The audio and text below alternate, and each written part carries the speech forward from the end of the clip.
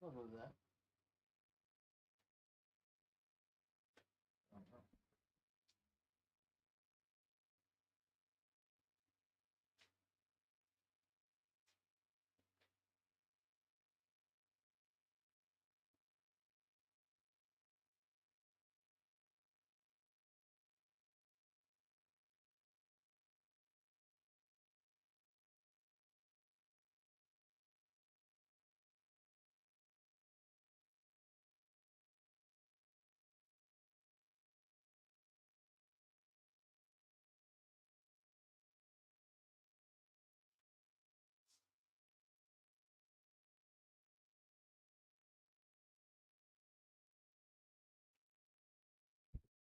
We got a fucking problem. What? Big problem. Yes, we do.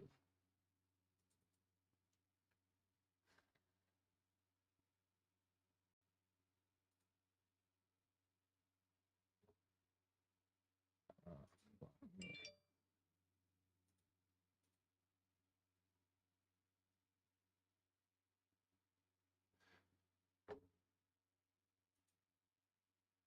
You know you gotta sign in again, right?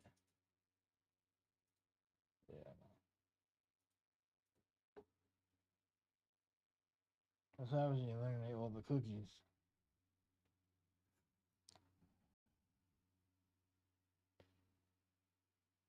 What's the code to get back into here we go.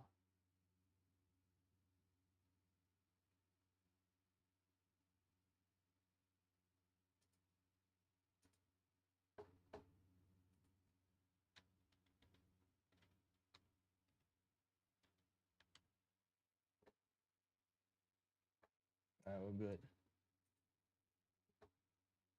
Sure? Yep. Just change that.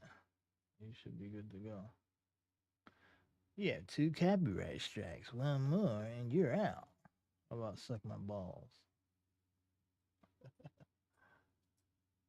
Oh my god. Whoa, what the fuck? No, no, no, no, no, that's not what I wanted.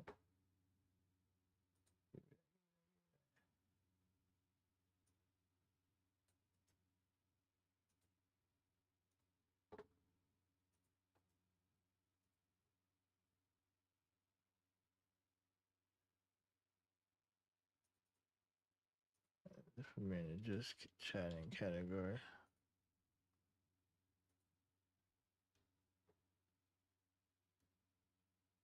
Alright, I'm good to go. Get out of there.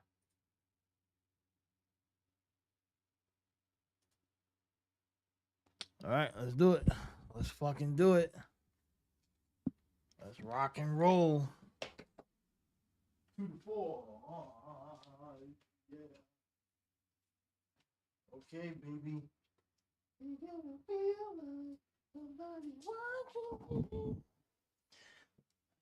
I don't know what that was, but I got a fallacy. Ooh, sweet thing. All right, let's do it. Let's do it. Let's do it. Let's go. Yeah. All right.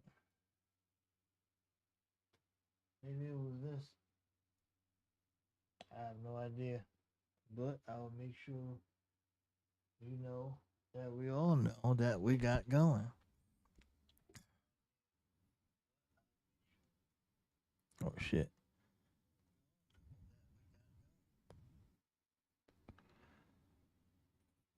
All right, guys, what's up? Welcome to Sports Steady Radio, the night shift, live, live in the studios, and we're live in the Sports Steady Studios, Steady Studios, live for the studios of Sports Steady Radio. Sports Steady Radio Studios. This show is sponsored by nobody. It's the night shift. We're here from 2 to 4. I changed the hours. I know it was supposed to be 1 to 4, but we had some problems with the connection, so we had to push it back 1 hour. So tonight we're gonna talk about the NBA. We're gonna start off with the NBA because we all know that the NBA is a fixed league. The league is fixed, right? The league is fixed, folks, and tonight proved it. The Lakers and Warriors game, Lakers beat the Warriors by 30 at Staples, but that is not the story. We know that the story is always in the losing locker room. So, we're not going to talk Lakers specifically, but we are going to talk about how the Warriors are getting screwed by the NBA. Now, I got a couple notes here that I wrote down leading up to the show here, and this whole series, so let's start off with the free throw disparity, right? In this series, and the easy excuse everyone's going around saying is, "Oh well, the free throw disparity is because the Warriors are shooting all the threes and the Lakers are driving to the hoop and all this other blah blah blah, like whatever." But it's not like the Lakers are getting the foul calls in this series doesn't show that the Lakers driving to the hole is the reason why they're getting the calls. Okay? Because if you look at the fouls called in Game 3 between the two teams, 22-21 in favor. Actually, Golden State had more fouls called. 22-21. Only a +1. It would be one thing if you said that the Warriors were fouling the Lakers like 40+ times and the Lakers were only fouling like 5 times. So, of course, the free throw disparity would be a lot different. But the free throws, the calls are pretty much even. So why is the free throws going one way? Because the Lakers are also shooting threes too. They took 31 attempts. So Golden State took 44 tonight. So Golden State are +13 in free throw attempts. Right? +13 in the game on 3-point attempts. Excuse me. I said free throw. I meant 3-pointers. Lakers took 31. In Game 2, they took 34. In Game 1, they took 25. So they're shooting a bunch of threes just like Golden State. I think the only huge disparity in 3-point shooting was Game 1 when Golden State took 53 threes, which was a +18. Right? But the Lakers have shot a lot of threes as well in this series. Not as much as Golden State, obviously, but they shot a lot. And Game 3 back in LA, they're getting the big free throw disparity. 37 free throws here. And if this is any indication of what's going to happen moving forward, the Warriors could be in deep dog shit. And Game 1, Lakers got 29 free throws. Warriors only got 6. But I guess it was understandable when you take 53 threes, right? So the formula for the Lakers is get to the free throw line, we're going to win the series. Because in the two games that the Lakers have won, they have got in more free throws than the Warriors, +23 in Game 1, and in Game 3, +20. So what does that mean for the Golden State Warriors?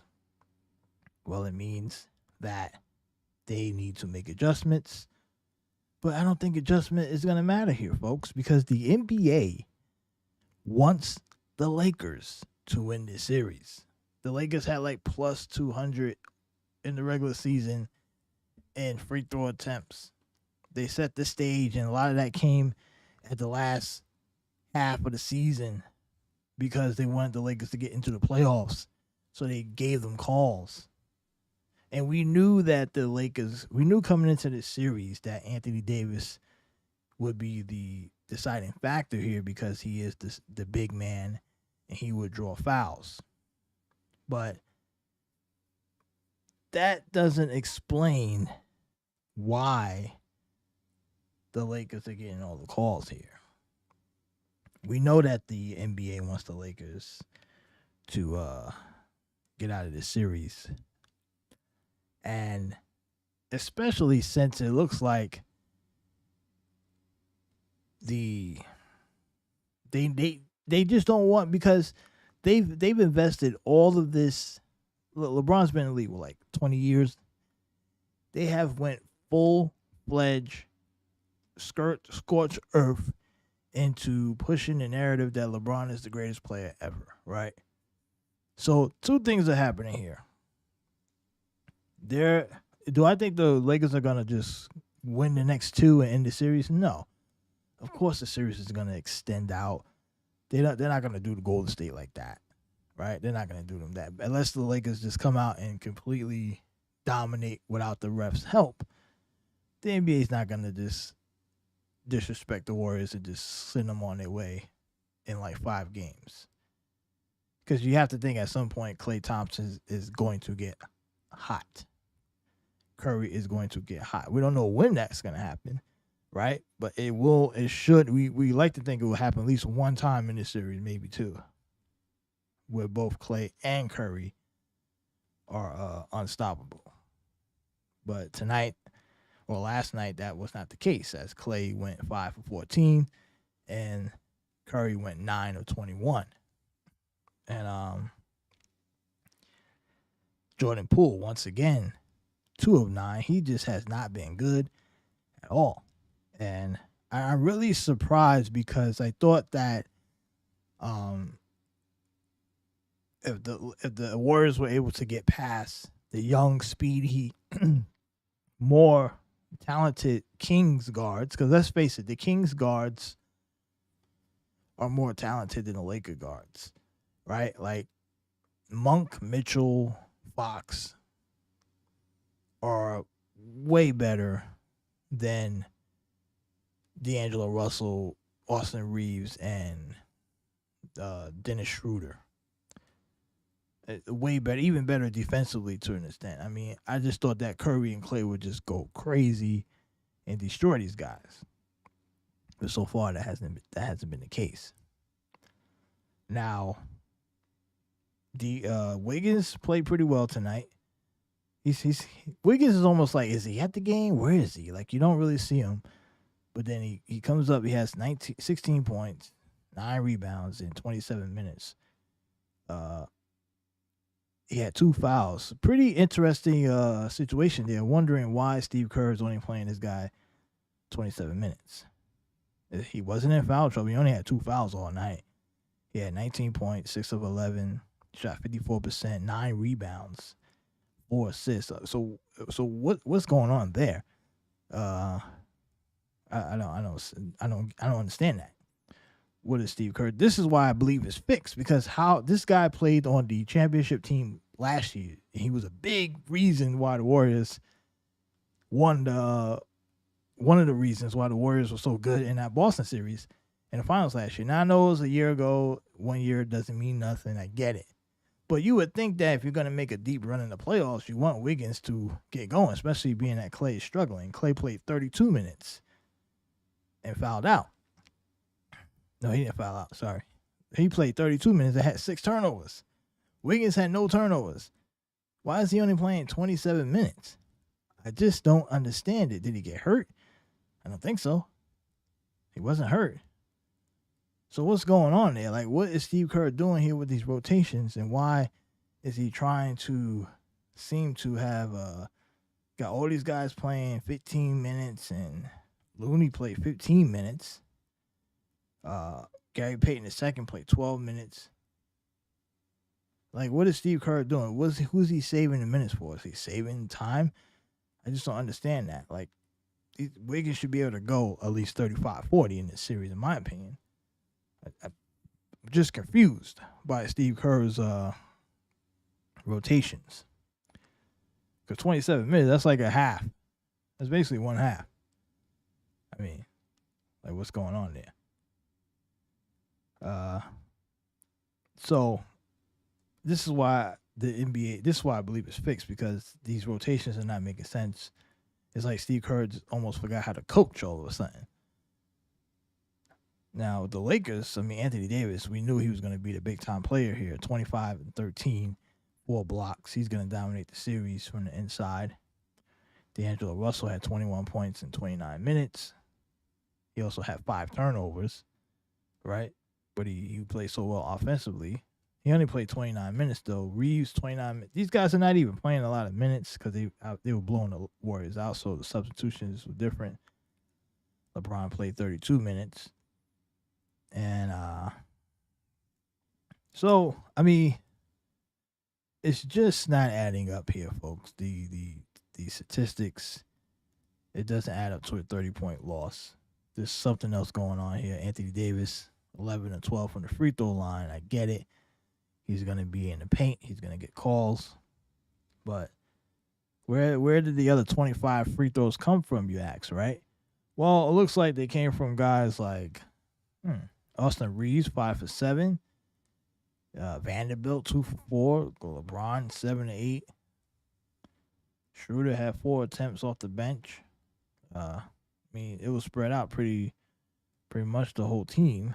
So it's not like it's one guy getting down in the paint like back when Shaq would get like 30 free throws because it was like hack a Shaq and they were throwing it into Shaq. You're not seeing that. And when I look at the Warriors, and they're telling us that the Warriors are shooting threes, that's why they're not getting to the free throw line. But this is where I'm just not buying the action here because I'm looking at the free throws. Okay, so Curry took 10 threes. That's about what he does every game anyway. 3 free throw attempts, right? Wiggins, 2 free throw attempts, 4 3-point attempts. Paul, I mean, it's not, the threes were spread out across the board from Golden State. They didn't shoot that many more than the Lakers. No, it's not the threes. They're just not getting calls. And because I'm looking, when the free throws are pretty even, it's not because of threes that they're not getting free throws. There's more to it. You know what I'm saying? There's more to it for sure. Look, guys, the Laker fans, I know you guys are going to be trying to say, the league ain't fixed, you're just a hater, you're a LeBron hater, all this other stuff. It's not the case. I'm not hating on LeBron here. I acknowledge that LeBron and the Lakers probably would be Golden State in a straight up fair series. But right now it's just not a fair series because the NBA has tipped the scale. They don't want to see LeBron get that ring. They don't want to see the Warriors get that ring. There's already been talk about is Curry the best point guard ever? Is he the best ever? Is he the best point guard ever to play the game? Right? And they're already painting that picture because you know why they set that scene up that way, right? Because did you find it odd that the Golden State Warriors, after Curry has his 50-point performance against Sacramento, right? They say, oh, Curry, that one game. When did you ever hear anyone say after a game against an inferior opponent? Because let's face it, even though the Kings were the 3 seed, they didn't have no experience, right? We knew if Curry could probably take over a series and beat them in the long haul, like the longer the series goes, the more in favor it would be for the Warriors. And we knew that. So after Curry puts up this big performance against Sacramento, they're trying to tell you, oh, Curry's the best point guard. Is he? Now we got to have that conversation. Is he the best point guard ever? Like, why? Because he put up 50 in a first round series against Sacramento? Like, that didn't you find that odd that conversation came up? But no, if you think about why they brought that up, they were setting the stage for when the Warriors face the Lakers. Because the NBA and its lab and their lapdogs around the media and the whole talking heads on TV and radio and everywhere, they're trying to paint this picture to hype up Curry as this godly figure of, oh my God, he's unbelievable, he's unstoppable, which he's great, he's one of the best. In order to, so when LeBron faces them and LeBron beats Curry, Then they can say, "Oh, LeBron and the Lakers just knocked off Curry." And unbelievable how great Curry is. Curry, arguably the greatest point guard ever. LeBron just knocked him out of the playoffs again after beating him back with Cleveland and all this stuff. They trying to set the stage for the fans to eagerly fall into this trap of LeBron beats Curry again. He's the best ever. Like, I guarantee you, they're already saying LeBron's the greatest ever. They've been saying it all year since he passed Kareem. They thinking that sealed the deal, but it didn't. They just need something to talk about. Let's just be honest. LeBron can never be better, the greatest of all time. He can't. He lost that privilege. He lost that chance back in 2011 when he folded to J.J. Barea. That's when he lost it. He had no chance. He only had a chance to get into the top 5 conversation after he had the 3-1 comeback and led Cleveland to the title. Right? So, realistically, he could be in the top 5 all time. Now, in my list, he's not top 5. But I wouldn't have a problem if he was in the top 5 realistically. But he's not top 2. He's not number 2. Okay? He's not.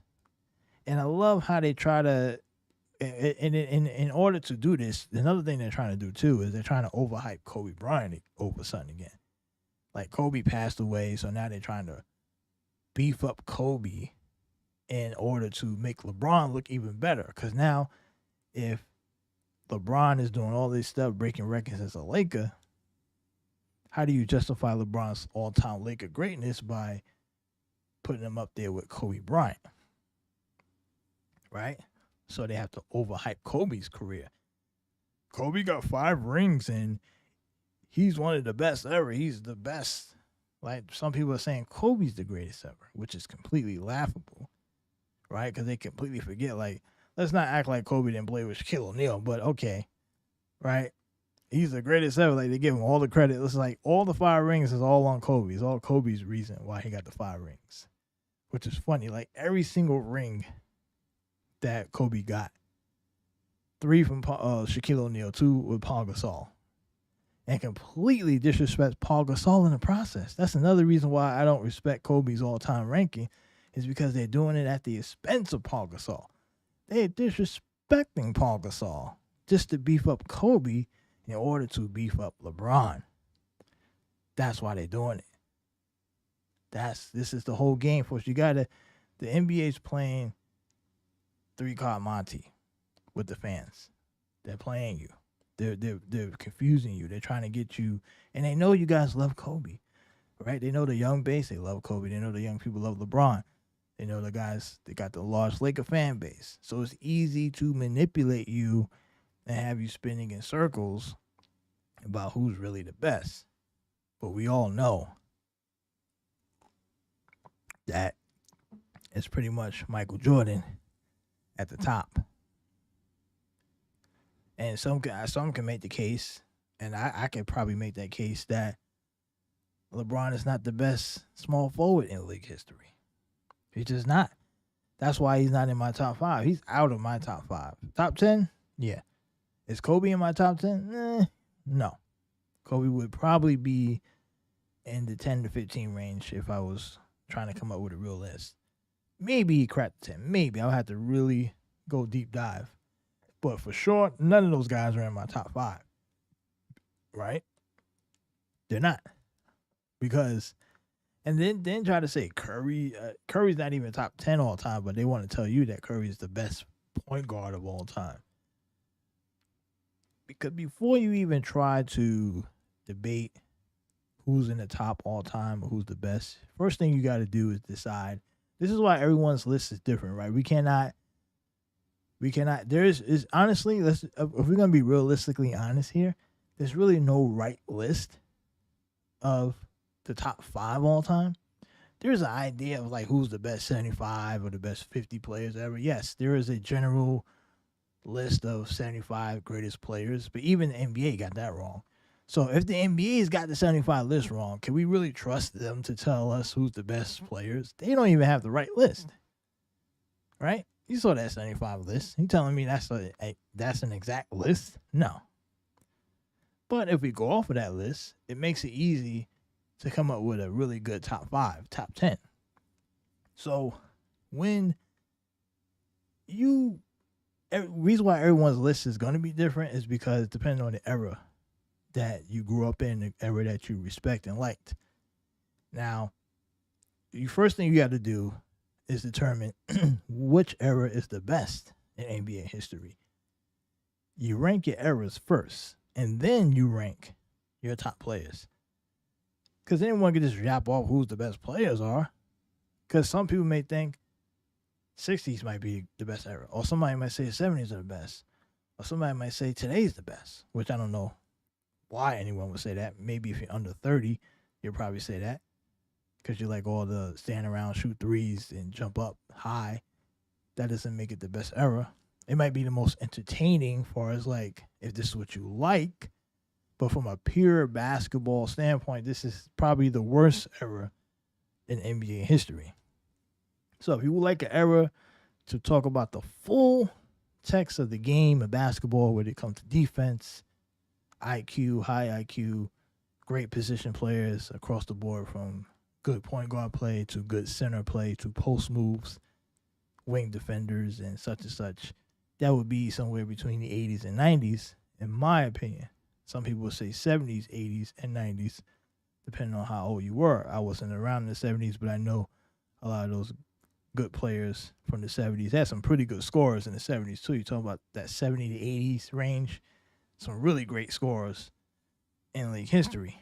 But overall, I think the 70s came in with 74 was the merger. So I really started from that's why I always go, when I say 80s, I'm also talking about the mid 70s. So I could probably say the merger to the mid 90s was probably the NBA's cream of the crop of the best, like a combination of greatness. Now, after the 90s, the league gets watered down, but there are individual guys who carried the eras of the leagues, right? You had exciting dunks, Vince Carter going into the 2000s. You had obviously Kobe comes in, and then you got the dominance of Shaq. And then you have great teams who had great decades like the Spurs winning 50 games every year.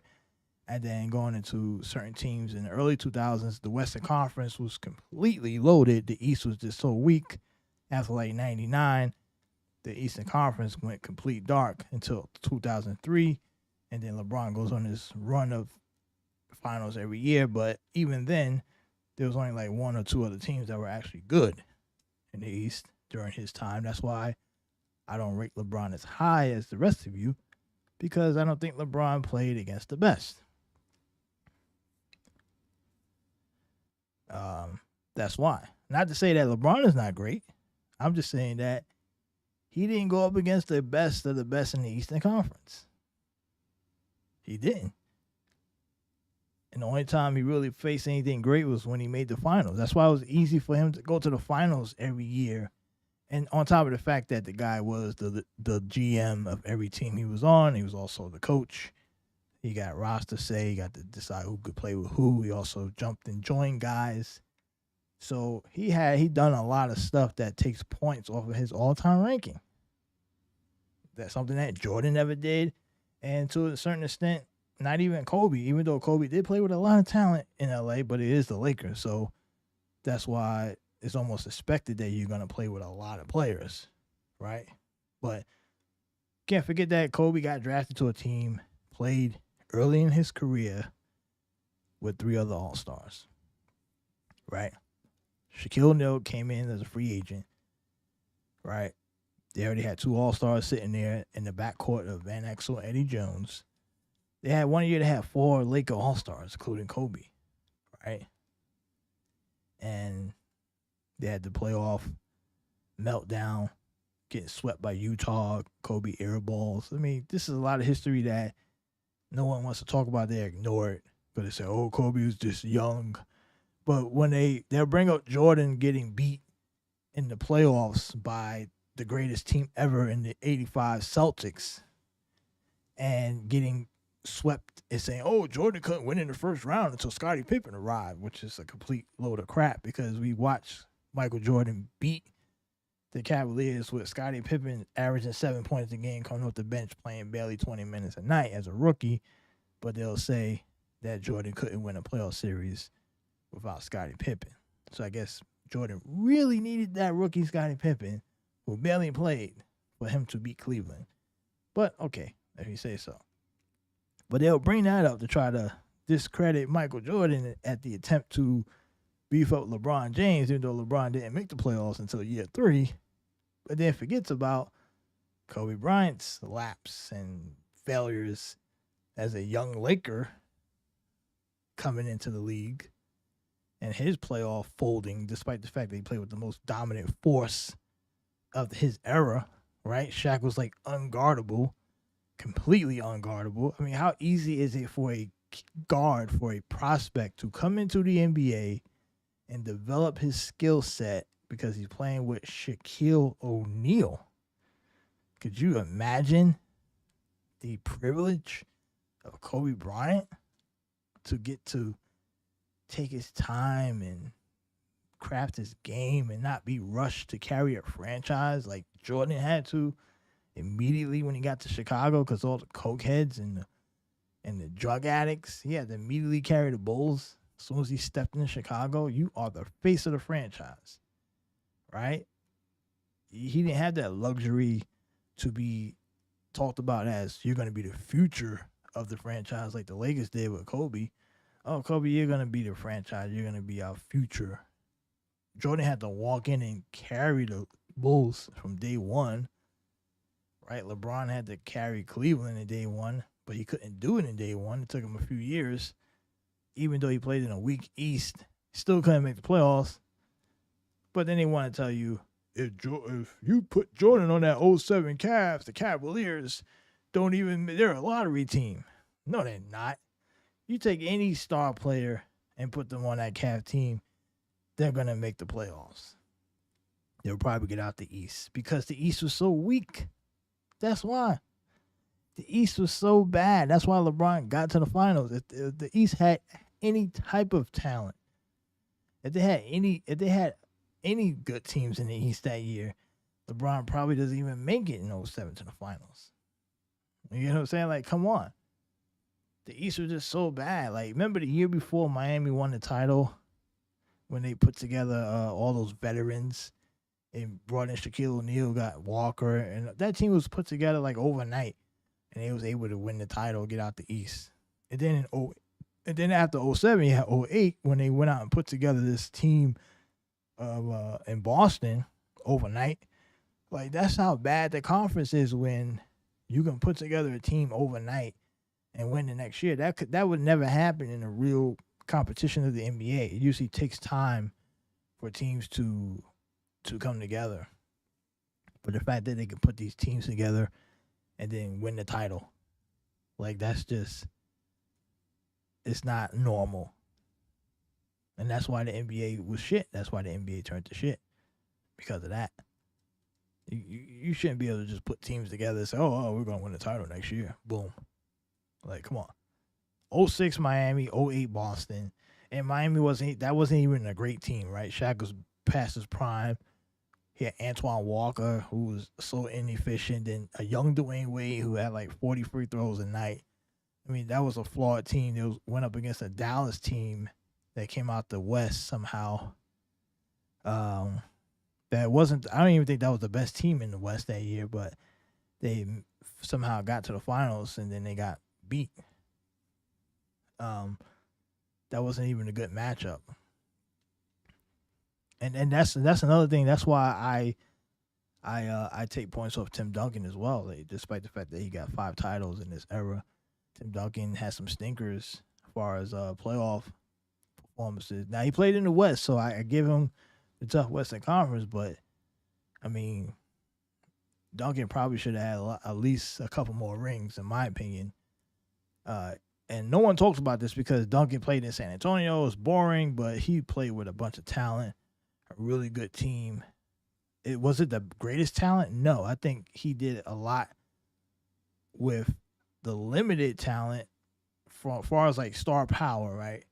I mean, it wasn't like Duncan didn't really play with like top 5 players in the league at the time, or top 10 guys. He played with really good players that bought into Greg Popovich's system, but they still should have won more. I think they had 1 year where they lost in the first round to the 8th seed. They lost to Memphis. That was a bad loss. I don't know what happened in was that 06 they lost to Memphis? One of those years they lost to Memphis in the first round. That was a bad one. They had another year where they lost a close one to that Derek Fisher one with like 0.1 at 0.3 with the buzzer beater. That was a crusher. Because that year I thought the Spurs were probably really good. They probably could have won the title that year. I mean, they've had a few years where it was like, what the hell, San Antonio? Like, you know. But the overall, I think the NBA has just gotten less talented weaker as far as like competition. And maybe is it because guys are not as good? I don't want to go that far. I think it's a combination of guys making a lot of money. They don't want to work as hard, and they're more entitled today. And plus, I don't think they like basketball as much as the guys back then, right? Like, think about how many guys you think actually love playing basketball. Many of them probably don't. They probably understand they can play basketball and make a living, but how many of them actually love it? They're more concerned about what they wear, how they look on camera, what their brand is, instead of actually being on the court. They don't work on their game. You don't hear stories about guys in the gym 3, 4 in the morning like you used to hear with Kobe, right? You don't hear that. Yeah, they said Kobe be in the gym 4 or 5 in the morning shooting hoops while other guys are out at the club. And he played in L.A. Think about how hard that would be to go to the gym instead of going out to the club. These guys want to be in the club scene, right? Kawhi Leonard was at strip clubs, right? Getting booty. They got videos of Kawhi Leonard getting lap dances. This guy can't even get on the court. He plays like 20 games a year, but he's like, I'm in a strip club. And the only reason why Kawhi gets away with it because he plays for the Clippers, 1, and 2, he doesn't speak. He's not like a pain in the ass, so he gets away with it. He's not a loudmouth. But these guys this is a different breed of athlete, and that's why. But they'll defend it. Oh, we're the best. We can do this. No, you're not. Could you imagine putting Charles Barkley in today's game? Go back and look at Charles Barkley's films. Like, people think Barkley was this slow guy, right? Because they see him on TV. He's like fat. Like, he was a big guy even back in his day, but he was quick. The guy was a beast. You put Barkley in today's game. Dump Larry Bird in today's game. They make fun of Bird, right? Because these people see Larry Bird towards the end in his career where he had the bad back, even though he was still lighting dudes up. They think that's the Larry Bird because they see how Larry Bird look now. Now, Larry Bird did come out, and he did say that he did give players today respect, but these guys will get on TV and they'll say anything to remain in the NBA family, right? Because they won't insult the guys today unless they're being attacked first, like Bob Cousy came out and went after, and Jerry West went after JJ Redick after Redick first talked trash about them. So the old school guys won't come out and trash today's guys or criticize this era unless they're being attacked first. But they only coming out like Larry Bird. I just can't believe Larry Bird would really believe that today's guys are better. I don't believe he believes that. I think he says it because he wants to move the game forward, and he feels like, you can't remember, Larry Bird is a guy that he's from the hick part of town. He's grateful that an NBA career was possible, right? Because think about it, like, there's a lot of, believe it or not, you guys may not know this, but there's a lot of racism in the NBA amongst NBA players. Like the disrespectfulness of black players towards white players, right? And so when Larry Bird was respected, right, he earned it. He destroyed guys. So I think Larry Bird feels like, look, I owe it to these guys. I owe it to the game to help move the game forward. And he has nothing to be bitter about.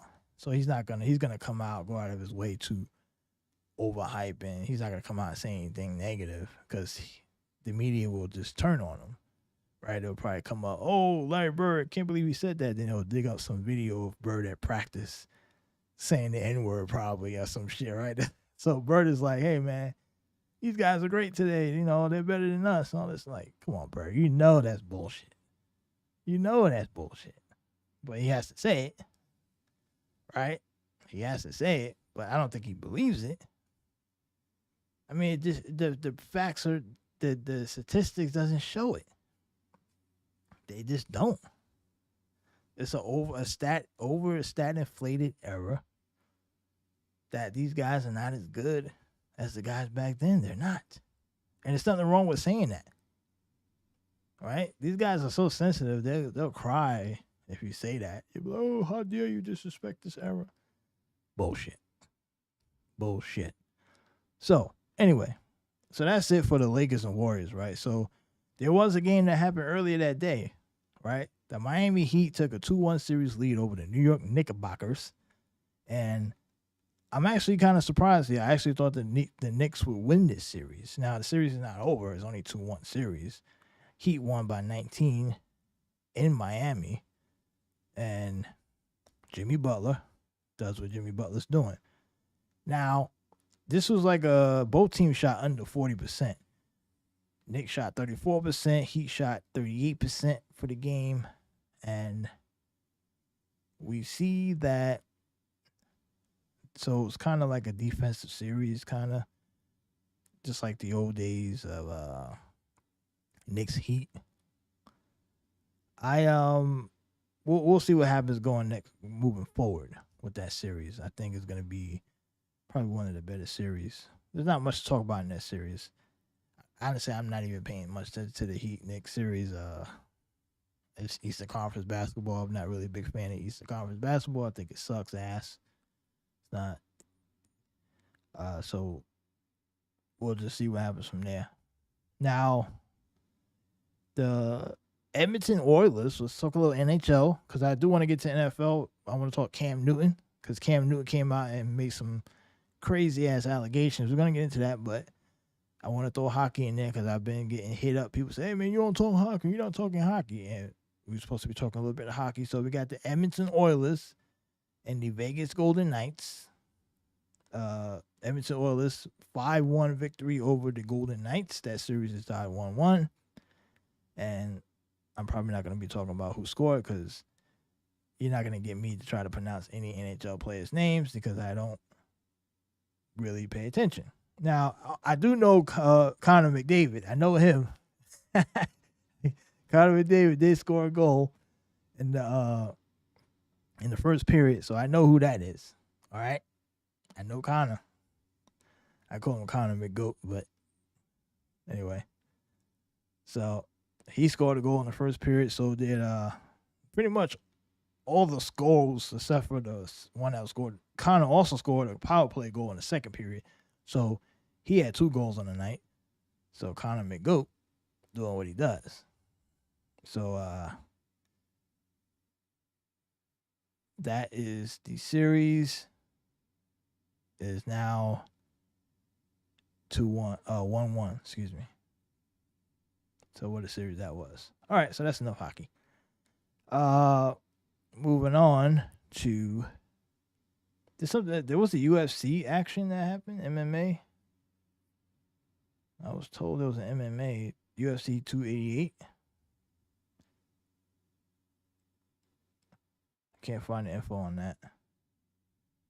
We'll get back to it later. UFC 288 was in New Jersey at the Prudential Center in Newark. Can't believe that place is still open. Newark. Downtown Newark. Yep, Newark, home of the worst senator in America, Cory Booker. I think Booker used to be the mayor of Newark, wasn't he? Oh, that guy was terrible. I'm not gonna talk politics here, but anyway. Baseball action took place also. There was a lot of games. I'm not gonna get into all of them, but let me see. Did my Red Sox win? Yes, we did. We won 7-4 over the Philadelphia Phillies. Ha ha ha! I love it. For you Dodger fans out there on the late night, 2-1 action, 2-1 final over the San Diego Padres. So we got all that in. All right, so let me get to Cam Newton. So Fig Newton, Cam Newton, Fig Newton, Cam Newton. He is crying about not getting an NFL job. He's crying. He says that the reason why he doesn't have a job because of his hair. His hair. Now, I've heard some. It's funny. It's funny, but it's not funny because there are times where your hair can prevent you from getting a job. But I don't know if the NFL is one of those places. Okay. Now there has been. It's funny because there's actually been some legislation put out there that was talked about people having certain hairstyles and for certain employments. That's always been a big topic in like everyday life for certain groups of people. But I never heard of an NFL player saying, "Hey man, I ain't got a job because of my hair." Right? That's just hilarious. So that's what Cam Newton said. That he said that on some kind of podcast or some interview he had with someone else. I don't even know who interviewed him. Some chick, some female sports person, and they asked him, did he think he didn't get a job because of his hair? It was a lead question. You could tell it was like pre arranged because they're trying to race bait. Because right now we're in the world of race baiting. Like the NFL is the last place you can race bait at, considering all the highest paid quarterbacks, all the highest paid play. I think 8 of the 10 highest paid players in the NFL are black, or something like that, and most of them are quarterbacks, black quarterbacks. The top 4 quarterbacks taken were black. So I don't understand how can you race bait in the NFL. I think they tried that and they failed with Colin Kaepernick. They tried to play that one, and it didn't work out too well. Right? So Cam Newton doesn't want to acknowledge that he sucks. He sucks at the game of football, and you cannot live off of your 2015 days. We're in 2023 now. You cannot live off of, in 2015 I was 15-1. So what? The NFL is a league of what can you do for me now? Not what can you do, what did you do for me years ago? Okay? You got your chance. The Patriots gave you a shot. You was okay. And then you wasn't good enough to the point where you couldn't beat out a rookie, right? And then you went back to Carolina and you had your couple 15-minute moments, 15 minutes of comeback fame, I guess, where you were yelling into the camera, "I'm back." And then you went right back to being a shitty quarterback. And then this whole offseason, he's been yapping off his mouth. Has he been in the gym? Has he been on the field? Has he been training? No, he's been doing podcast rounds talking about how there's no quarterback better than me. I should be in the league. I'm better than all 32 QBs and all this other crap. Like, dude, if you think you're really that good, you could have easily went and played in the XFL this year, right? Showed everyone how good you were. Humble yourself.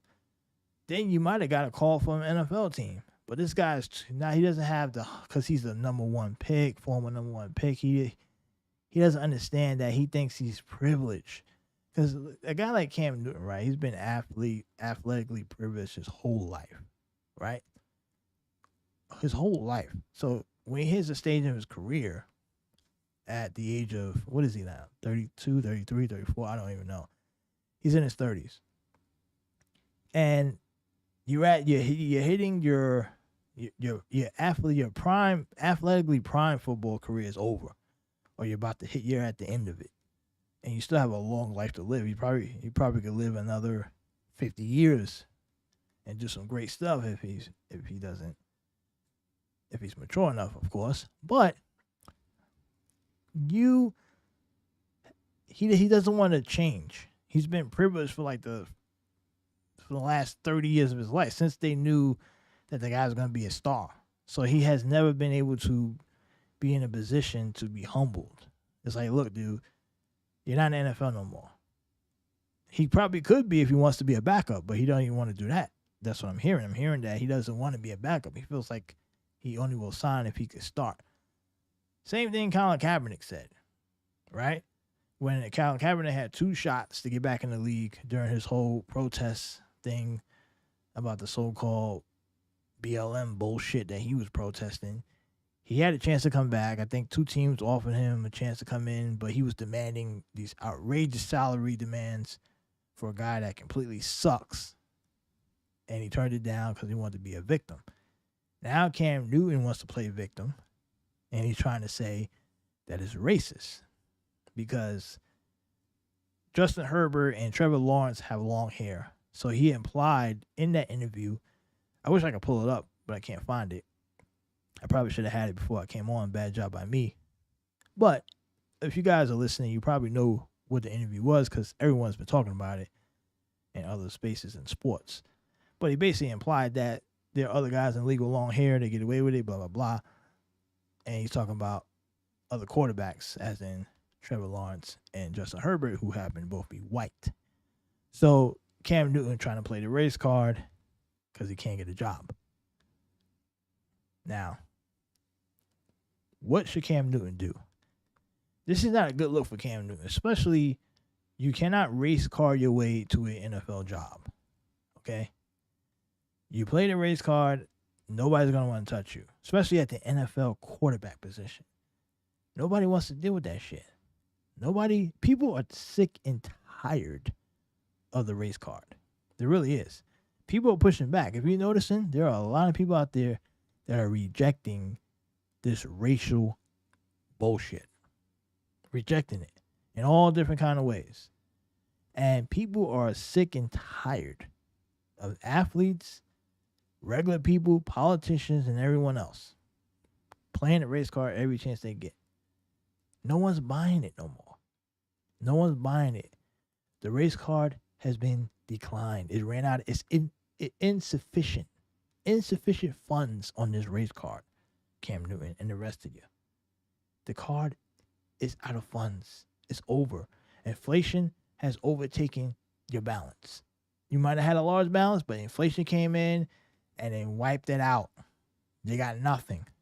So you might as well just cut it up, throw it away, and go find something else to do. Like I said, you got other football leagues you can go join. You got the XFL.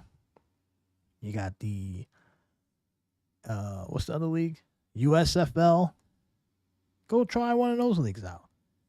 Maybe you get on, maybe you look good enough, and the team will look at you and say, okay, Cam, you're looking good again. We'll call you in for a workout for a camp tryout or something. But he won't do it because he's not, he won't humble himself.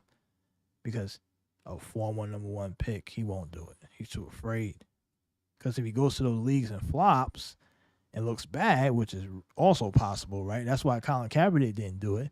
Because Colin Kaepernick would have got exposed immediately. He would have stepped foot in one of those leagues. You saw how bad he was in open workouts in shorts.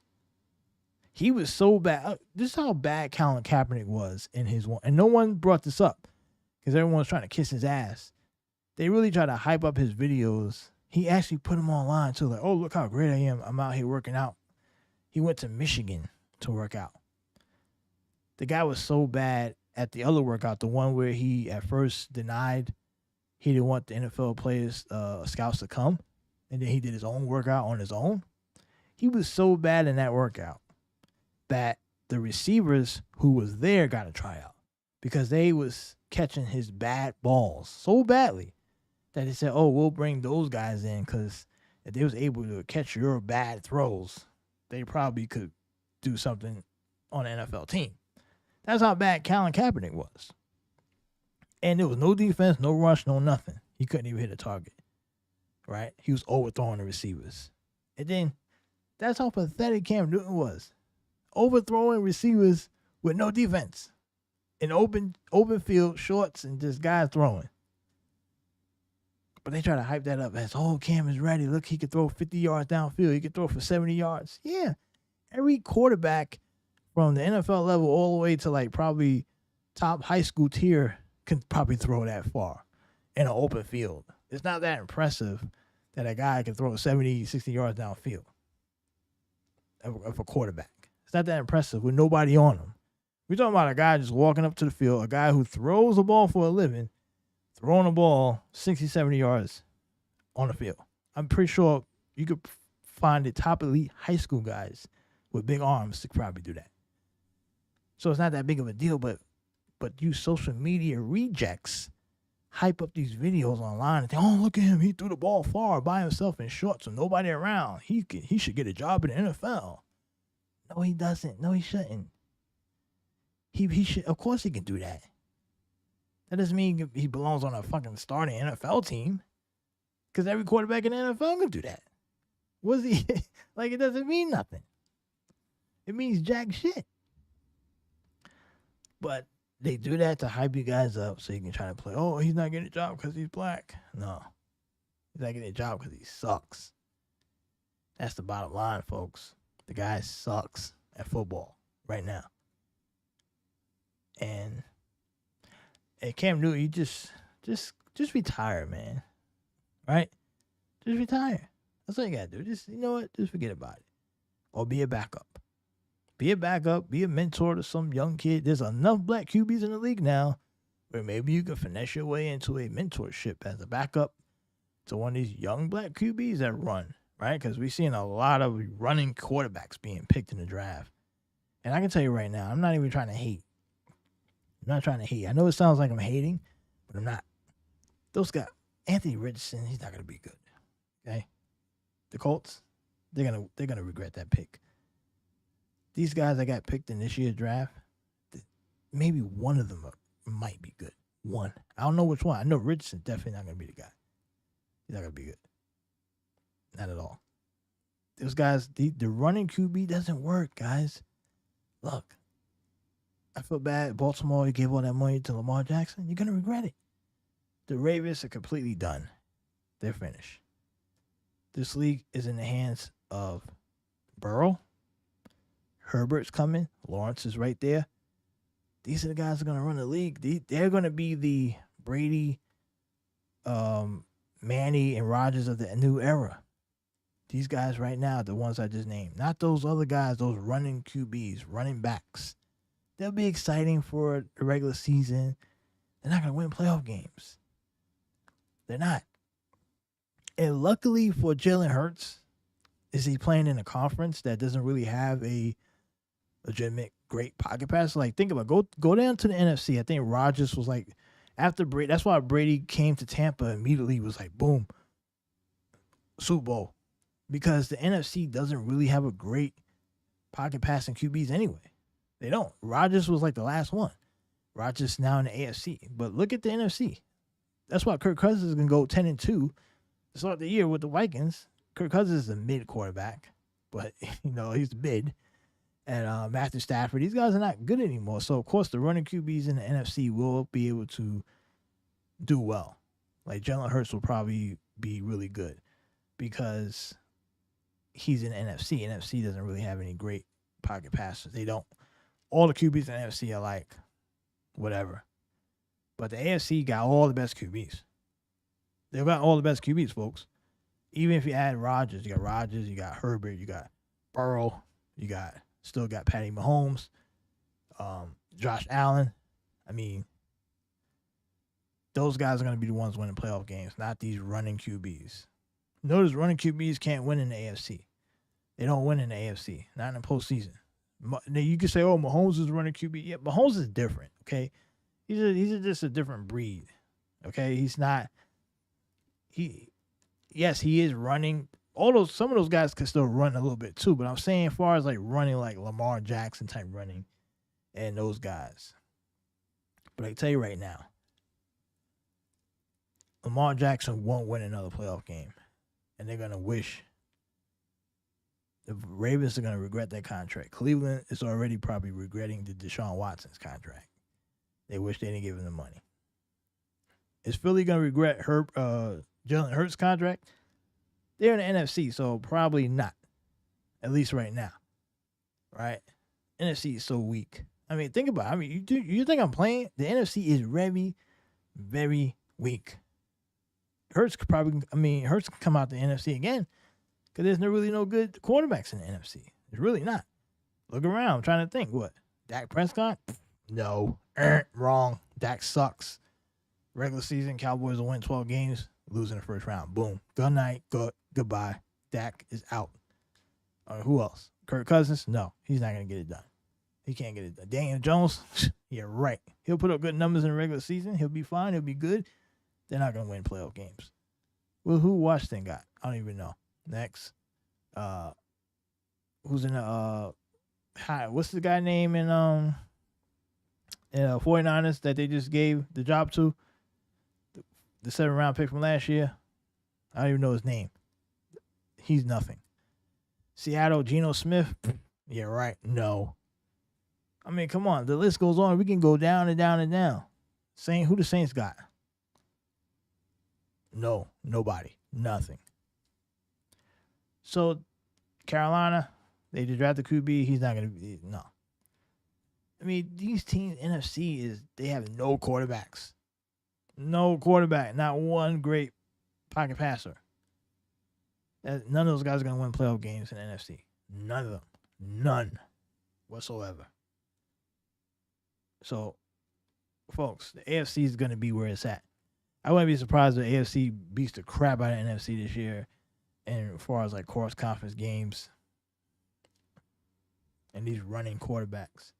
Arizona, come on. Kyler Murray, this guy's a 5'5" quarterback. Should have went and played baseball.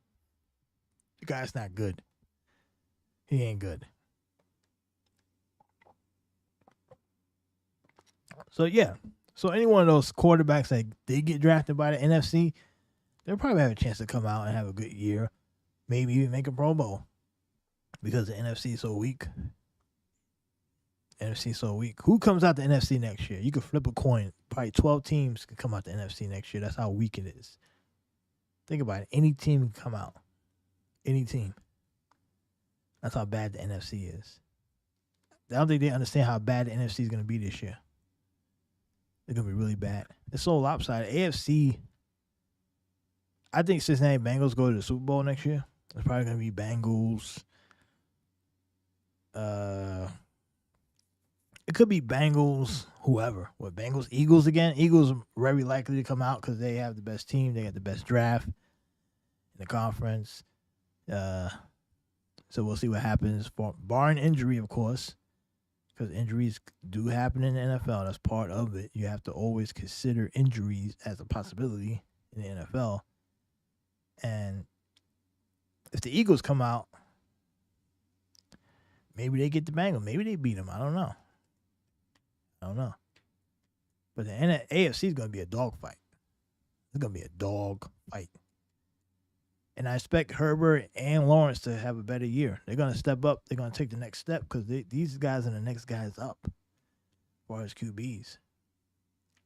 And don't count out the Patriots. I have to say that. Don't count them out either. Trust me, man. Patriots building up that defense again. Bill Belichick's defense. He's going to have his hands full this year with all these great quarterbacks. But in Bill we trust. Bill could do it. If anybody can, it's Bill. So, what can Cam Newton get back on the NFL field? Probably not. Right? Maybe Cam Newton is fishing for a reality TV show of the guy who can't make the NFL anymore. Maybe he'll get a contract or a deal like a Colin Kaepernick deal, Nike Netflix documentary on the former number 1 pick who is out the NFL. I don't know, but it's good. It's just funny that Cam said that crazy shit. Like, the guy's crazy. Right? So he's out. He's done. So,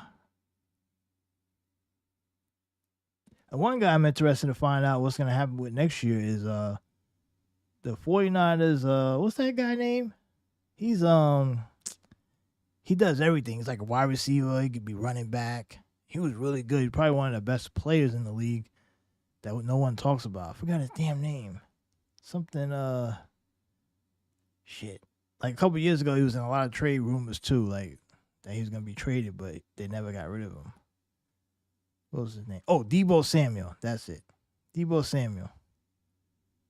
Interesting to see what happens with him. He's only 27 years old. And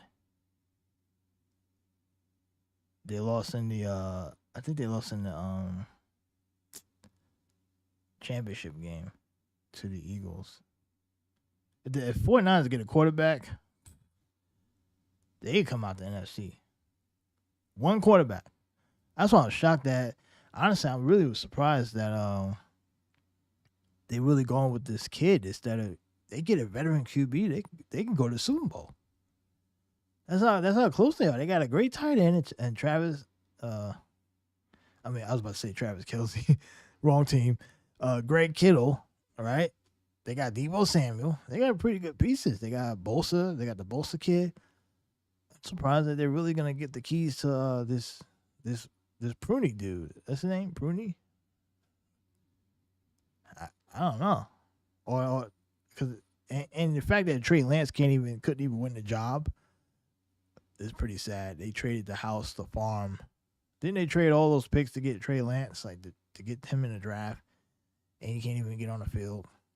That's what I'm saying. Like these quarterbacks, these hybrid special quarterbacks that people think they can fix. The quarterback, you got to be special, man, to play QB. You can't just plug a guy in because he's great athletically. He can run. You know, I'm surprised. They should have did more to try to. Honestly, if I'm the 49ers, I'm on the phone with Tom Brady. I know Brady's retired. He's basically done. I'm actually shocked, one, that the 49ers didn't do more to trade for Aaron Rodgers. Right? One. Because they're right there. Like, you can't tell me the 49ers are not close. They're one quarterback away, the right QB away from winning a Super Bowl, in my opinion. And that window, if you know about the NFL, the window closes very fast. That window, it opens and shuts. Like, don't think that every franchise can't be like the Patriots and go on a 20-year run. You can't be. I know the Chiefs are on a good run now. But how much longer is that run going to last? Because, like I said, AFC is really deep in QBs. You got the Bills coming. The Bills are hanging around trying to do something. I'm not sold on the Bills, but I still mention them. You got Cincinnati.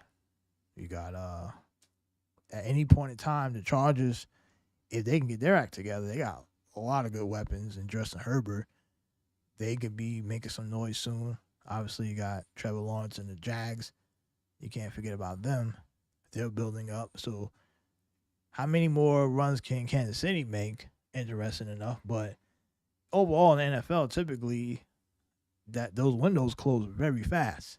So you should strike when you have the chance. And I'm just shocked that the 49ers are not really trying to do something. Right? I'm just really surprised that they're putting everything on this Birdie guy, Purdy, to lead them. They're wasting a lot of good years. They got good tight ends. They got good receivers. But the Eagles are right there now. The Eagles look like they're going to at least have the Philadelphia Bulldogs, right? They draft all the Bulldog players. They're going to be at least the kings of the NFC, at least for these next couple years, at least. And but the Cowboys, they did bring in Brandon Cooks from the Texans. So, and Cooks had this big praise for Dak Prescott. He's praising him like he's like Prescott's the greatest thing ever. And everyone's out there saying, "Oh, look, he's praising Dak Prescott." I'm going to tell you what that really meant, what he was doing. He was basically kissing his ass. He doesn't really believe that Prescott is a great quarterback, does he? I mean, Brandon Cooks played with Tom Brady, for crying out loud. The way he was praising Dak Prescott was like Dak was like the greatest quarterback ever. Like, no, he's kissing his ass because he wants the ball, right? He wants to make sure he's in that. Hey, Dak, look my way. You know, I endorsed you. Look my way. Make sure you give me the ball. That's what that was. And he was doing it in the media because that's just how it is. He was planting his flag because he's a new guy in Dallas. You know, there's other guys who's already there. They probably got their ways, and he wanted to let Dak know, hey man, I got your back. Same thing with Tyreek Hill hyped up Tua. Right? When Tyreek first got to Miami, he's hyping up Tua like, oh yeah, Tua's great, man. You know, he's all this. And to be fair, Tua did have a good year early on. They started out pretty strong. And then shit just went downhill. Because shit just trickled downhill. It rolled downhill, right? Shit rolling downhill. But yeah, so that's that. It was a lot better than I thought. I actually thought it was going to be a complete disaster, but I give Tua a little bit of credit. He wasn't as bad as I thought he would be. So,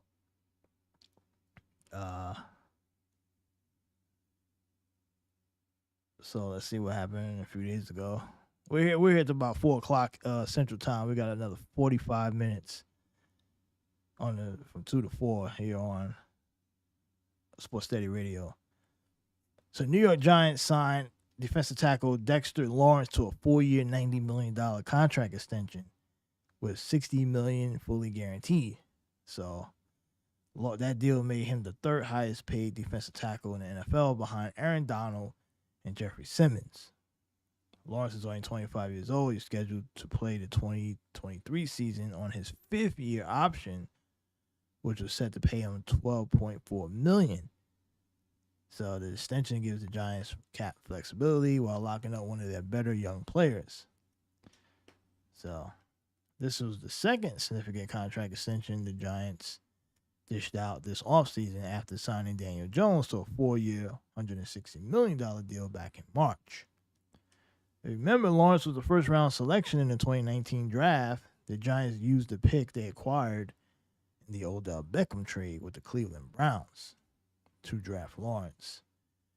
In 2022, Lawrence was a Pro Bowler. He had 213 tackles and 16 and a half sacks in 64 career games. So this guy's pretty good. Dexter Lawrence was from the Odell Beckham trade. Speaking of Odell Beckham is now a Baltimore Raven, right? How is that going to fit? I don't think that's going to be a great fit. I think that's going to be a disaster. Because once Odell Beckham can't get the ball, because he's playing with a running back. Now, he is getting $18 million, right? So it's like, well, you know, and he probably didn't have a lot of teams that wanted him. So let's face it, you have 2 torn ACLs. How good can you really be? And that is a lot of money for a guy with 2 torn ACLs. $18 million. I think 15 of it is like in base salary. Then he makes like incentives or whatever, maybe $3 million, whatever. I don't know. I know it's up to $18 million for 1 year. So what does that mean? I believe that the deal was done to keep Lamar happy so they can get a contract done. Because the 1 year, what does that 1 year mean? The Ravens are not going to win, right? They're not winning nothing next year. How many games do you think the Ravens win next year? Honestly, realistically, right? They're playing in the AFC, what's it, AFC North, right? How many games realistically are they going to win? They're not winning the division for sure. That's Cincinnati Bengals division. We cannot forget about the Pittsburgh Steelers, who's still going to be pretty competitive, right? How about Mike Tomlin? He's done a great job in Pittsburgh with that team. He's done a pretty good job. And we don't know how good the QB is going to be next year, but the Steelers, they're going to be competitive. That might be one of the most competitive divisions in football. right? At least defensively, we know that that's going to be great. Cleveland, I mean, Cleveland's Cleveland, right? Deshaun Watson, he should be motivated to come back and play better this year. I mean, he played like crap last year. He came back from being suspended, but he got paid. So my thing is like, when you're off that much time, what are you doing? You know what I'm saying? Like, if I'm just thinking like, if I go to a new team and I just signed this huge contract, they're counting on me. I think I would come in ready to go. Right? I'm working out. I'm getting ready every day. My job, I might not be on the field, but my job every day to get up, work out, learn the playbook, be ready to go. So when it's time to get back on the field, I'm ready to go. I'm not gonna be messing around. It just seemed like Deshaun Watson when he came back. Now, you could say, well, he had a lot on his mind. He's thinking about his lawsuits, his cases. Look, that's not an excuse. You're a professional, right? I mean, who problem is that you want to go out and get happy endings from your massage therapist? That's not our problem. You know, it's not the Cleveland Browns problem. That's your problem. You should deal with it. You had a chance to settle the case and close the books on that. You wanted to fight it, which is your right, right? You thought you was innocent, and now you're dealing with it. You got to deal with it. It's part of life. But your job is still your job, right? If you feel like all the stress is too much, then you shouldn't. Why you sign the deal? Why don't you just retire from the NFL, take time off, and go away for a year or two and recoup? But no, it wasn't bothering you that much. You was in the right state of mind. Because if you're trying to say he's not in his right state of mind, then how was he in the right state of mind to agree to sign his new big giant contract? Apparently, he's in the right state of mind when it suits his needs, whether it be in his pants or on pen and paper, right? So I'm not sure I buy the whole, oh, he's not in his right mind, that's why he came back and he wasn't as good. No. Maybe he's just not that good of a quarterback, right? The guy had really one good year. And then this whole thing blows up.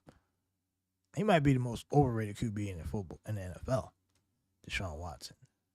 Right? He couldn't win in Houston. Right? He had a terrible record. Then he started sexually assaulting masseuses. And then he got suspended. Then he comes back and gets a huge payday. This is why it's so funny that people say racist NFL. I mean, what other way in life can a guy be accused of sexual assault on 40 women, then come back and get a raise? Can you do that? Anybody listening, can you be accused of 40 sexual assaults from your job? Your job lets you, then you can get a raise. You come back and say, hey, boss, I'm going to be away from the job for a while because I got to deal with these sexual assaults. When I come back, though, I want that raise. And your boss will be like, okay, no problem. No. Never happens. It won't never happen. Right? But why? So why do we keep hearing about these guys playing the racists? Like, they calling the league racist. The owners are racist. The owners only care about winning money. That's what they care about. If you can bring wins or you can bring eyeballs, they'll pay you. They don't care. The NFL is probably the least racist sport out of all of them because they'll draft a guy who beat the crap out of women on camera. Remember that Joe Mixon, right? What he did to that white girl in Oklahoma? Beat the crap out of her on camera at the restaurant. Still got drafted. Still got to be in the NFL. Adrian Peterson was whipping his kids with switches and doing all crazy stuff.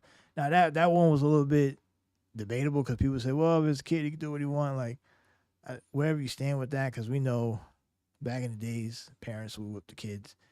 So maybe that was not the greatest example. But there's other examples of guys beating their wives, their girlfriends, and other stuff like that, and they're still getting jobs that they can play. If you can play, you can produce, you're gonna get hired in the NFL. And but so that's why I don't understand what the race, why they always say is racist. Owners are racist. You know, like you can't have it both ways. You can't play both sides of the end. You can say, "Oh, it's not fair. Owners are racist," and then, but you don't call out the players that are doing crazy shit and getting jobs. Then Odell Beckham had an incident briefly where he was going nuts on the airlines. He still got hired. He still got a job. Right? And he's not even that good anymore. And he still got work. So, I mean, can you really call racist in sports? I think sports might be the least racist out of any industry. Because guys are still getting work despite all the negative crap they do. Right? John Morant with the gun and the strip club and the threatening civilians and employees that threatening a 17-year-old kid. I mean, he still get a job. So that's why I laugh at the whole notion about sports being racist towards black athletes and all stuff like that. But they don't talk about the racism that goes on inside the players, right? Because like I said earlier in the show, there's a big racial thing that goes on between players, especially towards like white players, right? Like if you're a white player, guys have less respect for you. They don't think you're good enough. And in NFL now, I don't know. Maybe that happens also in hockey, where the white guys think, "Oh, you're black, you're not that good," or in other sports, maybe it happens. I wouldn't be surprised because that's just because society has told us that certain sports belong to certain groups, and people play into that. Right? That's usually how it goes. And I wouldn't be shocked if it happened on a pro level to some extent. But guys prove themselves, they're gonna get respected. I think that's the overall bottom line. You come in, you whoop at, you bust ass. Guys got no choice but to respect you, especially when you on the same team.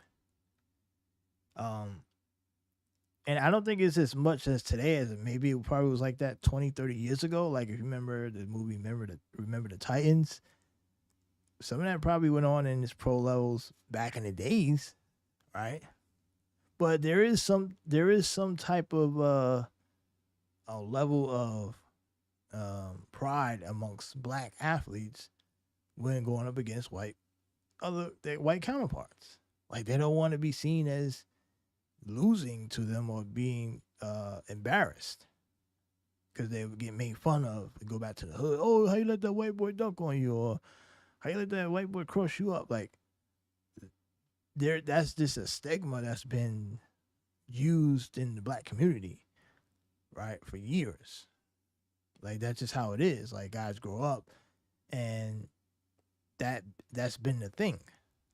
Right? Even when you see it on social media, guys, "Oh, we're gonna pull your black car. You let that guy take you out like that white boy beat you up." Like it's just something that is always, it's something that in within the black community it just seems to be more prevalent than any other community, because I think that for some reason it's just some type of,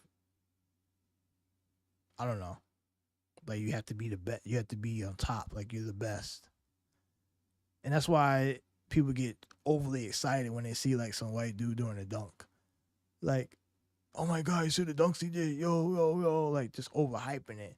It's like, no, the guy's a pro basketball player. Like, okay, he dunked, big deal. You know what I'm saying? Like, it's not that big of a deal, but when you wonder why it gets overblown, that's why, because for some strange reason, certain people don't think that other people are capable of doing these talents. But then if the roles are reversed and other people treat black people that way, then it's called racism. Like, "Oh, you don't think we can do this, we can do that," but you do it to the other groups. You do it to white people all the time.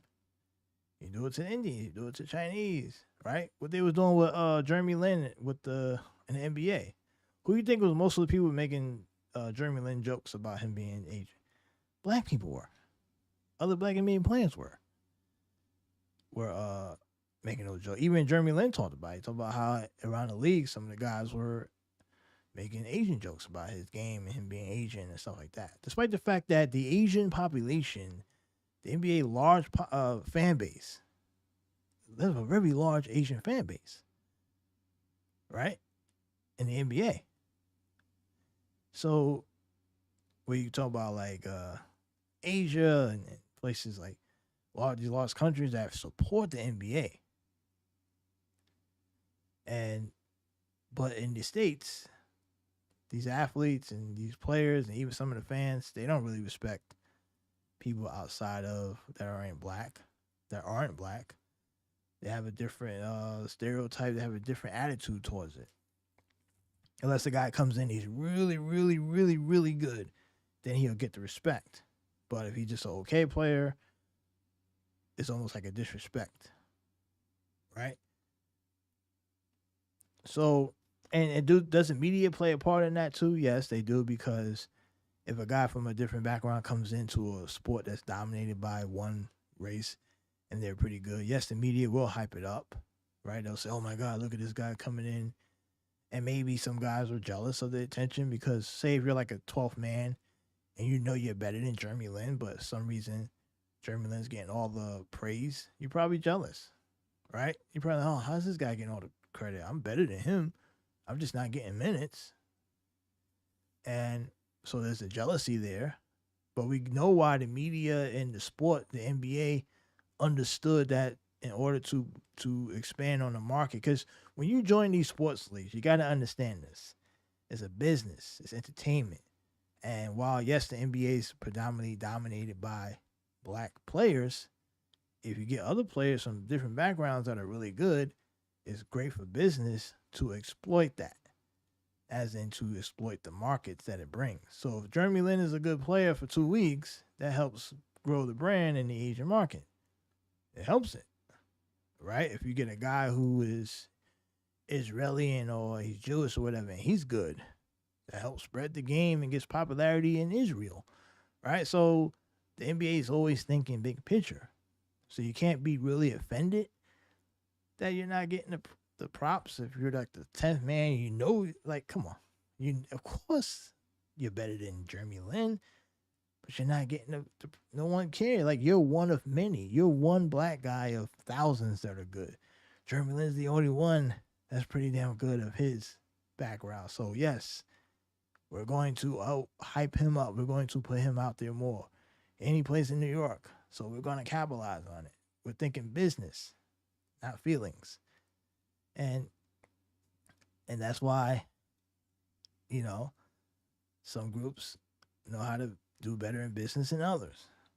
There's no hard feelings, right? We can't take it the hard way, but the NBA is an entertainment league, is going to do in the best interest of the league first. That's why they cater to China, despite the fact that the CCP are evil scumbags. They cater to that market because they see the big picture of business. So they'll bend down and bend over to the CCP. They'll be their puppet, right? LeBron, same thing. LeBron bends down because he's been chosen. Hey, you must bend down to China, to the Chinese CCP. And when we talk about China, we're not talking about the people there, because we always have to make that distinguish, because the people, the regular people there, are not the same as the crooked CCP people, the ones who actually control everything. The regular people, the everyday people, no, we're not talking about them. Those are they're prisoners in their own country, in a sense. Just like how we are kind of in our we're prisoners in our own country. Most people are prisoners in their own country because we have so many corrupt governments, right? It's just so corrupt everywhere we go. So we're all kind of prisoners as far as like what's going on. But yeah. So what else we got? We got about another 30 minutes here. Let me see. See if anything else is going on. Let's talk. Okay, so I saw something interesting or social media. And wait, let's talk about Bronny James commits to UFC. UFC or UCS? Is it what the fuck? USC? You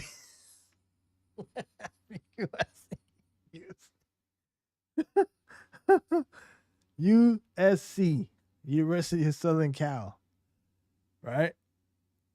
Which I'm not surprised because now what's interesting is he's gonna play there for 1 year, right? He's gonna play there for 1 year, and because he's gonna play, because LeBron wants to play for him. Now, I feel like Bronny's been getting all the attention, right? You got to think about this. So, ESPN has Bronny ranked as the 19th best prospect in his class. That's like the highest he's been. Typically, he was roughly around the 30 to 20 range. But he's been getting all the press, right? Could you imagine being a top 5 player in the country and no one even knows who the hell you are because Bronny James is taking up all the space? He's 19th. It's not like Bronny was number 1. Okay? The Manny kid, the Manny son, the Manny what's his name? Archie, the quarterback. He's at least number 1, right? But Bronny, number 19, which I think is his highest position since the rankings, right? He was in the top 30 at one point. He was in the 30-20 range. Now he's 19th. And so he's going to UFC. I keep saying UFC. USC. And another guy who was a top ranked prospect. Oh, the top ranked prospect is Isaiah Collier. He's the top ranked guy at USC. And everyone's talking about Bronny. Now, Isaiah Collier, he said, I remember he was talking about how he wanted to recruit Bronny. Right? He wanted to recruit Bronny. He was actively saying, yeah, I hope Bronny comes to USC with me. Now, James, he had offers from USC, Ohio State, Oregon, Michigan, Memphis, and Kentucky. He narrowed his choices down to 3 before choosing Southern Cal. Now, he's been down there his whole year playing at Sierra Canyon. Damn, this dude's already 18 years old. Crazy, right? It feels like yesterday LeBron just came out the league from St. Vincent St. Mary. He's got an 18-year-old. Jesus. So we expect so USC, they finished 22-11. They lost to Michigan State in the first round of the NCAA tournament. Multiple starters will be coming back next season, including the leading scorer, Boogie Ellis. So they got a couple starters coming back. So it's going to be interesting to see if Bronny James will even start at USC. Now, how much pressure do you think USC will have to start Bronny James next year? Because they just said a couple starters are coming back, including leading scorer Boogie Ellis. Plus, they also brought in the top-ranked prospect Isaiah Collier, who's ranked higher than Bronny. So we're assuming that he's better than Bronny, right? I mean, that's the assumption there. And let's check out Boogie Ellis. Can I get some stats on this guy? Who is this kid? Boogie Ellis is also a guard. Interesting. So they're going to be pretty packed at that guard spot. He averaged 18 points a game last year. He only shot 43% from the floor, but he's their leading scorer. So we're going to see what he does. This is going to be interesting. He's 6'3" guard, 185 pounds. He was born in San Diego, so he's a local guy. Not local, but he's a California guy. he was a starter. So what's his year? It doesn't say his year. I can't figure that out. It's gonna be interesting to see. Cause is Collier also a guard? I think Isaiah Collier is also a guard, if I'm not mistaken. So they got starters coming back. I wonder where does Bronny's fit? Is he gonna start? Was he promised a starting role? Right? Will it be pressure because you got LeBron right there at State in LA? You know how big a name he is. Will LeBron start showing up at games? And there's no way. I gotta imagine Bronny starting next year. I got to imagine that.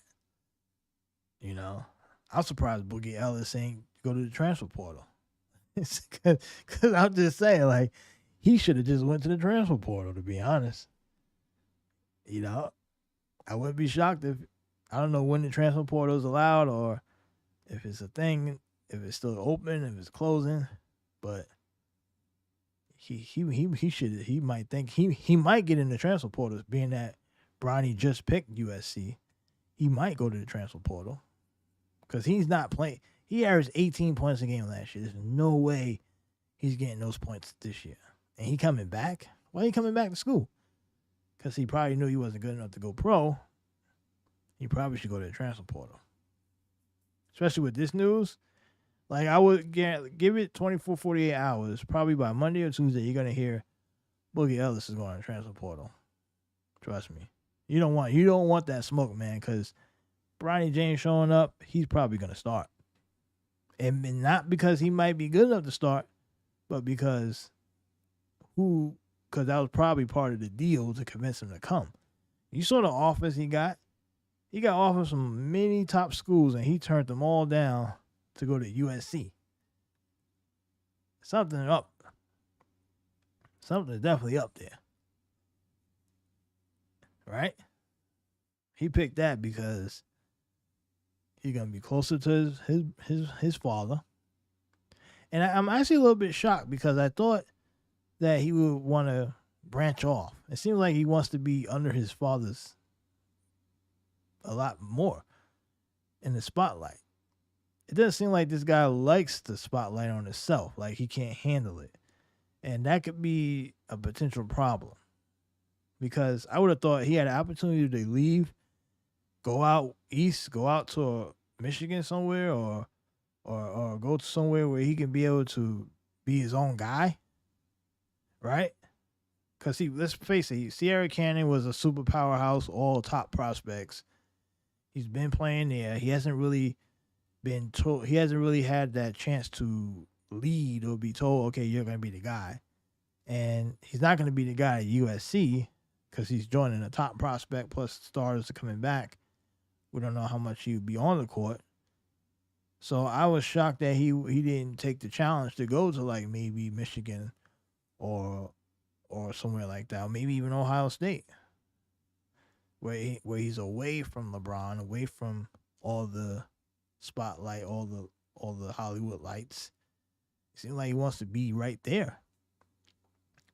And I wonder how much of that decision was LeBron's or his, because LeBron did say he wanted to play with him. And I'm pretty sure Bronny probably wants to play with LeBron. So the question is going to be, what happens next year? Because LeBron James will be a free agent after next season, which is planned when he signed a 2-year deal. His son will go pro. Now, who will have the number one pick? Any team that wins, not the number one pick, because Bronny's not going number one. That's ridiculous to even say. Bronny probably will be a mid. Well, I can't even make a projection. I say, honestly, he'll probably end up being a second-round pick. That would be my projection, depending on how deep the draft is. But let's just say a team that knows that they can get LeBron James as a package deal, that will probably raise the stock of Bronny. Now, do we really think that if a team wanted to say, well, say, okay, next season, let's try to be realistic here. Next season, who's going to be a bad team next year? I would assume like Houston's not going to be that good. San Antonio probably won't be that good. Any of the LA teams are gonna be good next year or bad? Maybe the Lakers will probably be bad again.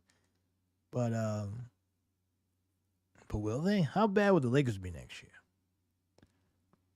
That's interesting in itself. Because what about Golden State? Could you imagine? Could you? Because here's the deal, folks. I say keep an eye out on Golden State for one reason. One reason, because if the Warriors lose this series against if they lose this series, which is very possible, the way the NBA is setting this up, they're gonna break that team up because they're not going to pay high luxury tax again. Draymond's due for a big raise. I don't know if they're gonna give it to him. They might say, you know what, Draymond, we're gonna have to move on. Clay's been so bad. He hasn't really been the same since that coming back from the injury. Plus, Steph Curry's getting a little bit older. What do? Do they have another down year? I don't know. But here's my conspiracy theory. I'll put my conspiracy theory hat on here. What happens if the Warriors, they break the team up, right? Next off season, they lose, they break the team up, they start over, not start over, but kind of like have another down year. And somehow they get in a position to draft Bronny James. Whether it be mid-first round or whatever, or they jump out the limbo and say, you know what, we'll take the guy. Because they understand any team that takes Bronny likely get LeBron in the package, because LeBron said he wants to play with his son. Which means that if Golden State somehow drafted Bronny, would that mean that LeBron James, Bronny James, Steph Curry, and whoever else is still on Golden State? That would be crazy. That would be crazy. And that would be insane. Now, that's only one scenario, of course. Next scenario, another scenario could be, what about Portland? Right? But the whole Nikes up there that way, up in that region. Does Portland is so bad? Damian Lillard's still around. He says he doesn't want to rebuild. Both LeBron is up in Portland. Will that work? Probably not. Because I think that was a possibility. You probably see Bronny would have went to Oregon. But no, that's a long shot. I'm trying to think of different places where we could see LeBron after next season, depending on where Bronny gets drafted. Because we don't know. Right now it's really hard to predict because we don't know where Bronny James could get drafted. Because any team that knows LeBron's already put it out there that if LeBron is still playing at a high level after next season, because we still got a whole new season, LeBron could tear his fucking knee next season and be done and have to retire, then this whole thing would be about nothing. But I fully expect LeBron James to pace himself next year. He's probably going to play like 30 games. And the Lakers are going to tank. Not tank, but they're going to be bad. And they might end up trading. I think Anthony Davis, this is his last year as a Laker. I think he's gone in the offseason, honestly. I think LeBron pulls the lever. They say, hey, let's try to trade Anthony Davis, get some draft picks, position ourselves to potentially get my son with me here in LA. Because I think the best case scenario for LeBron would be for him and Bronny to play together in a Laker uniform. That would be his best case scenario because look how everything is set up. LeBron's son's staying in Southern Cal. LeBron doesn't really want to leave. He would rather stay there to play with his son. And I think the best case for that to happen is to make a trade next offseason, this offseason coming up. The Lakers, LeBron will play about 30, 40 games. Lakers won't be good. They'll shut him down for the year. They're in a position to have some draft picks, rebuild slightly, and then LeBron will draft his son. And maybe LeBron will sign a 1-year deal, retire as a Laker, hand the keys off to his son as a Laker franchise player. Who knows? Right? If Bronny's even that good. We don't even know if he'll be that good. But that's just something to consider. Don't rule out the Lakers as a possible destination for Bronny James, even though LeBron would be a free agent. I'm trying to think other teams. What about the East Coast, right? You think about teams like, because there's already rumors about Giannis to the Knicks, right? You heard those rumors already of beefing up Giannis to the Knicks. I told people Giannis is not staying in Milwaukee, and if you had any indication if Giannis is going to leave the Bucks, just listen to what he said in his last offseason, his post game playoff exit when he got eliminated by the Heat. How he went off on the reporter, uncharacteristic like of him. When they asked him was the season a failure, he's already planting the seeds to get out of Milwaukee. Right, that's why there's been reports that he will not sign a contract extension, which is unbelievably weird considering that the Bucks are gonna have to cut down salary anyway, because you got Middleton gonna be making $40 million next year. Ridiculous. They're gonna have to get rid of him. Middleton's gonna probably get traded. Holiday's gone. He's done. Brook Lopez is gone. They're gonna break that whole team up to cut salary to stay under the luxury tax, and Giannis not signing an extension could also mean that he may request a trade or play his final year. Now, there's no talk that he won out yet, but maybe they trade him anyway. Maybe, right? Because the new owners are coming in, they can make that move and not think twice, but fan base will be pissed, of course. But and the Knicks are primed to step in and be that team to take Giannis. They can offer. What do you think Knicks will offer? They probably offer Randall. The Bucks will probably say, "Hey, we want Randall, Barrett, first round picks, and some other stuff, and we want the we want the post office." We want that. We want Music City Hall. We want everything. You know what I'm saying? Like, it's Giannis is not going to be a buck long. That might be, if I had any star player get traded this offseason, I think it's going to be Giannis. Giannis is primed to be moved. He's going to be the guy to be gone from the Bucks. Maybe the Lakers swoop in and get Giannis. Right? Hey, we'll give you Anthony Davis and some others. Give us Giannis. Then, maybe that happens. Maybe Golden State trades for Giannis. Shit, maybe Miami, right? You pair Giannis with Jimmy Buckets. That could be pretty good. I mean, there's a bunch of stuff. There's a bunch of stuff there. I think that will LeBron really play for another NBA team? That's the part that I'm trying to figure out, because this guy doesn't play for like Cleveland, Miami, Lakers.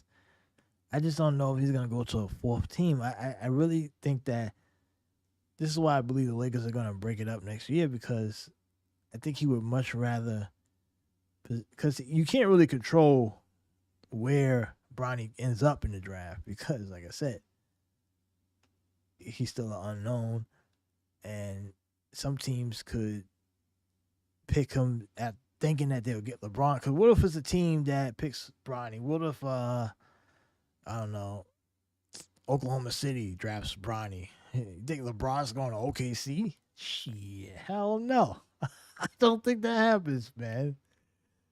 I'm just not seeing that. I'm not seeing that. I don't think LeBron's gonna go play in Oklahoma City. Or San Antonio. You think he's gonna go play in San Antonio? No, I don't see it. So that's why it's really weird. Like, I'm actually surprised. Like, if he wanted to assure that his son would end up on a team with him, he probably should have told him to go play in the G League for a year, where he'd be 1 year removed from your class, and then the Lakers could have just signed him, or he could have went overseas. And I think that's why people was telling him to go play overseas, because you go play in Australia somewhere for a year, then you can basically sign with the Lakers, or sign with wherever LeBron goes. But I don't know. I guess you rather be drafted, which is better. Have that experience like LeBron did. Look, Bronny could come into college and dominate, average 20 something a game, and be unbelievable and lead USC to a 1 seed, and then we're talking about a totally different thing here. But I think that's unlikely. Obviously, I've heard that there are people out there that are close to like following these guys. They're saying that the younger son is probably the best one. There's another son, what's his name, Bryce James, or they're saying he's better than Bronny. If that's the case, woo, could you imagine?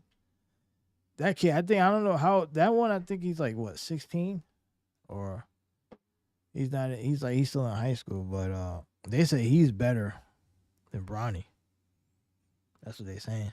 I don't know how true that is, but that's what they're saying. But if he's better than Bronny, woo, that's going to be crazy. Because they hyping up this Bronny guy like he's the greatest thing since sliced bread. I just don't see it.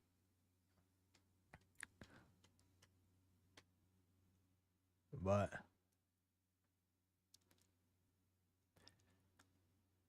so we know that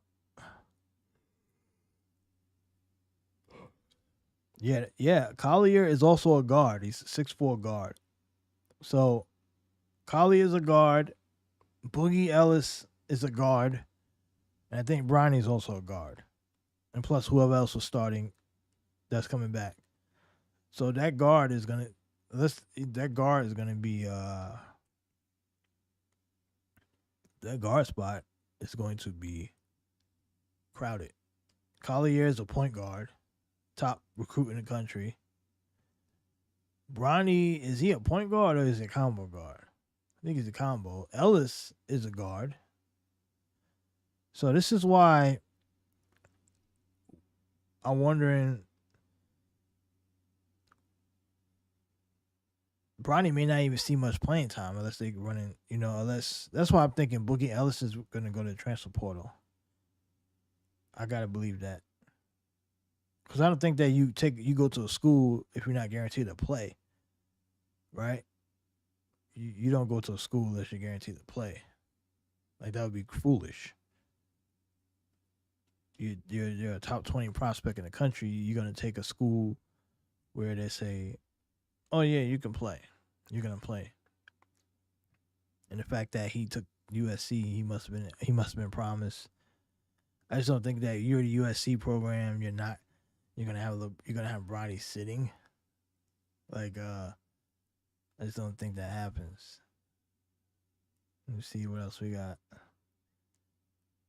So the final, we got about 5 minutes left here. So we're going to, speaking of transfer portals, LSU women's team. I'm going to throw this in there. I know this is the part of the show where everyone just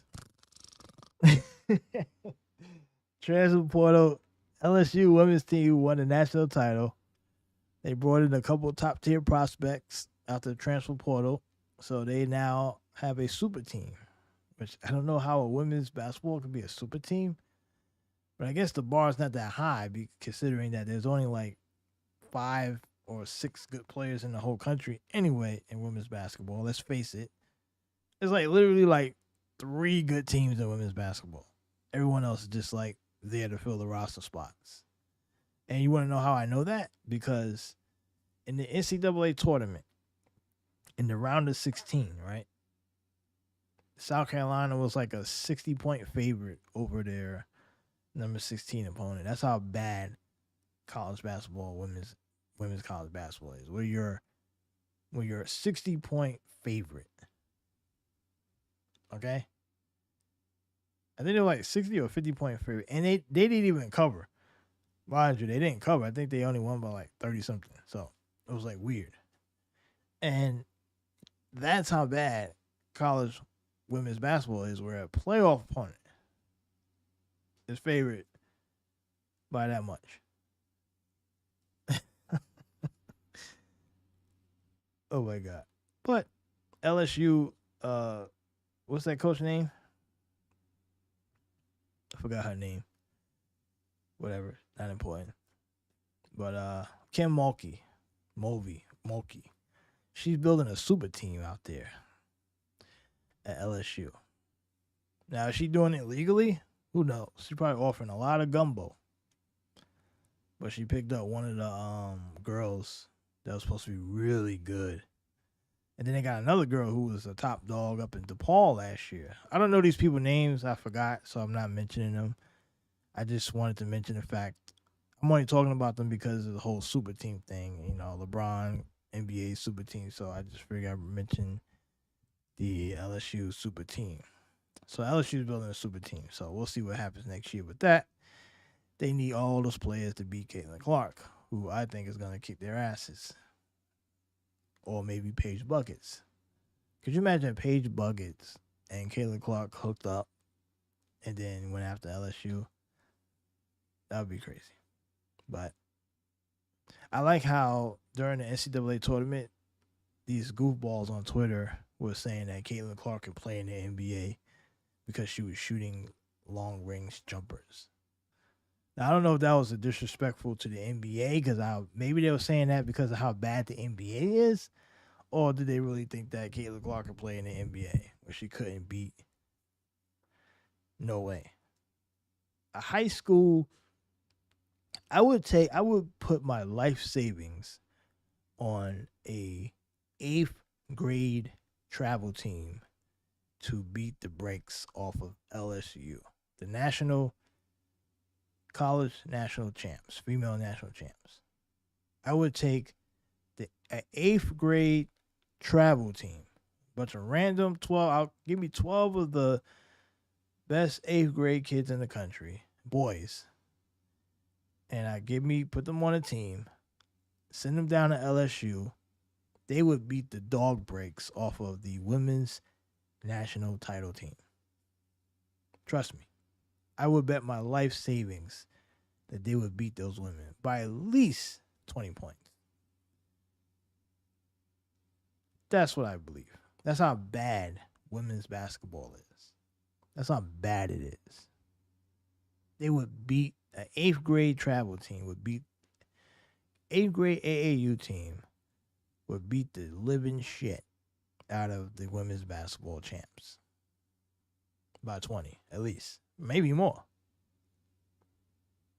So, that's why they're not getting no money. And they're making a lot of money now. Some of those girls are making, I think Angel Reese is getting like $1 million and $3 million in NIL. I don't understand what kind of money they're making because who the hell's paying? Who's paying? I don't see nobody walking around in Angel Reese jerseys. What kind of investment are they making? That giving a female basketball player an NIL deal, that's a bad investment. You're not getting no return back on that. Come on, like, seriously? Unless she's like attractive, maybe you get a return. Like there's one girl that is kind of attractive on LSU, the white girl that they just picked up. No, not the white girl, the gymnast. Yeah, she's white too, but she's like semi-attractive. But I'm still not giving them $3 million. They're not bringing that kind of investment in. These are girls that are one step away from being dykes, right? Like Angel Reese is gonna be a dyke in like a year or two. Everyone thinks she's gonna hook up with some rapper and be in a relationship. No, she's not. This girl is primed to be a carpet muncher, especially if she thinks about going to the WNBA. If you go to the WNBA, you have to eat vagina. you got to be gay. You cannot be straight. You cannot go into the league with a boyfriend. You will get destroyed. They will make you break up with your boyfriend and get with one of them. It's like a cult. It's an LGBT mafia cult. It is. It's true. Ask Candace Parker. She was married to an NBA player and ended up divorcing him and going carpet munching. And now she's on TV. She gets all the gigs because they told her, they said, hey, you want to be a heterosexual couple or you want to be gay and make a lot of money? And she decided that it was in her best interest to break up her marriage, right, and go be gay to survive and make all the money. You know, you guys think I'm bullshitting. I'm not making this up. I mean, there was a former WNBA player that came out years ago, talked about in an article about how she was the culture of the WNBA locker room and the league forcing girls to be gay. And if you wasn't part of it, they basically disowned you, ostracized you, kicked you out the league, forced you to retire. And this girl had to stop playing basketball. She was basically ran out the league because she wasn't willing to be gay. And that's how it is. They don't like heterosexuals in the WNBA. They don't. So that's what's waiting for Angel Reese, Caitlin Clark, and the others who maybe Angel Reese is not like that. Maybe that's probably part of the reason why she decided she's going to stay in school. She's 21 years old. She's a sophomore, and she's going to stay around and make all the money in college instead of going pro, because maybe she's afraid that she's going to get caught up in it too. Maybe she doesn't want to be gay. Maybe I got her all wrong. Maybe she wants to be heterosexual. But if you go to the league, you will be gay. And guess who's waiting for you? Big Bubba, Brittany Griner. Standing at the front door like Big Bubba. You know Brittany Griner is a man, right? That's another thing guys don't know. Brittany Griner is a dude. That dude, they transitioned that dude for a year. That's why he was like, yeah, you know, I support men playing with women because he's doing it.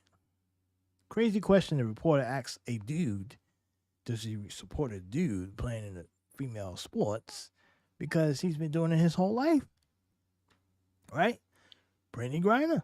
That's like asking Michelle Michael Obama, do you support men being first lady? Yeah, I fully support a man being a first lady. Yeah, because you was the man that was the first lady. So it was the same thing. It's like that's why they asked. Why are you asking the dumb question? So Brittany Griner is a dude, right? Have you heard Brittany Griner talk? Brittany Griner has no boobs. 0 boobs. How did he get those things to go away? They must have got rid of them at an early age. Because this dude has no tits. None. Non-existing. Straight up bird chest. I got more tits than Brittany Griner. And I don't have tits. I got man boobs. But that is just, I'm just saying. It's just crazy, like. But this is the culture they're pushing on us, man. It's infiltrating our sports. That's why we gotta call this out. We gotta reject it and laugh at it and reject it at the same time because they brought this stuff into our sports. Don't you remember years ago when sports used to be sports only, right? We yell, we curse at, we have fun, we scream, we get emotional if our team sucks or wins. Now we gotta deal with all this other stuff, this woke crap that are infiltrating our sports. And people thought it was not a big deal at first. Oh, you know, it's just people want... No. These people have no business in our leagues. And I wish more people would reject it and call these people out. But for some reason, a lot of people are scared. That's why here at the Sports Steady Network, the Sports Steady Radio, we're not afraid. We're not gonna bite our tongues. We're not gonna go woke like Barstool did. No offense to Barstool, because I thought Barstool was pretty cool at first, and then they kind of sold out the pen, Now they seem to have gone really woke, which I'm not shocked. Like, don't get me wrong. I mean, Barstool was their home base was like Boston, right? And Boston's pretty damn liberal and pretty woke. Uh, which ironically, right? Because if you ask certain people, they'll say Boston's racist as hell, but then they're like one of the wokest cities as far as like woke. But they go more proof how the left is so goddamn racist, right? Because we know they are. But it's just weird how bad Barstool's taking a turn, and they're just gone. And but we're not gonna be like that. We're just here, you know. We say what we mean. That's why we were shadow banned on every social media. We can't even get started. Like, I was told, and by some people, they're like, "Look, man, you should just be a little bit more, you know, inclusive and tone down a bit. Don't say certain things because don't post certain stuff. At least and wait till you get your following up." And I'm like, why? Why should I pretend and fake it? For what? I'm not gonna fake it. I'm gonna be as consistent as possible. Whoever's with us, they're with us. If they're not, oh well. I mean, I'm not. This is not really. This is a sports network run by sports fans, right? So every sports fan that's part of this has their own mind. We're not like some kind of ESPN where everyone has to think the same way. No, you may find a person that gets on air and it may sound completely different than me. That's the point. Everybody's different. You know what I'm saying? Like, I share space with a goddamn Knicks fan if I had to. I don't like the Knicks. But hey, if the guy wants to get on and talk Knicks, talk Knicks. If he wants to talk Jets, talk Jets. I'll talk shit about your Jets, but you can get on the air and talk Jets if you want.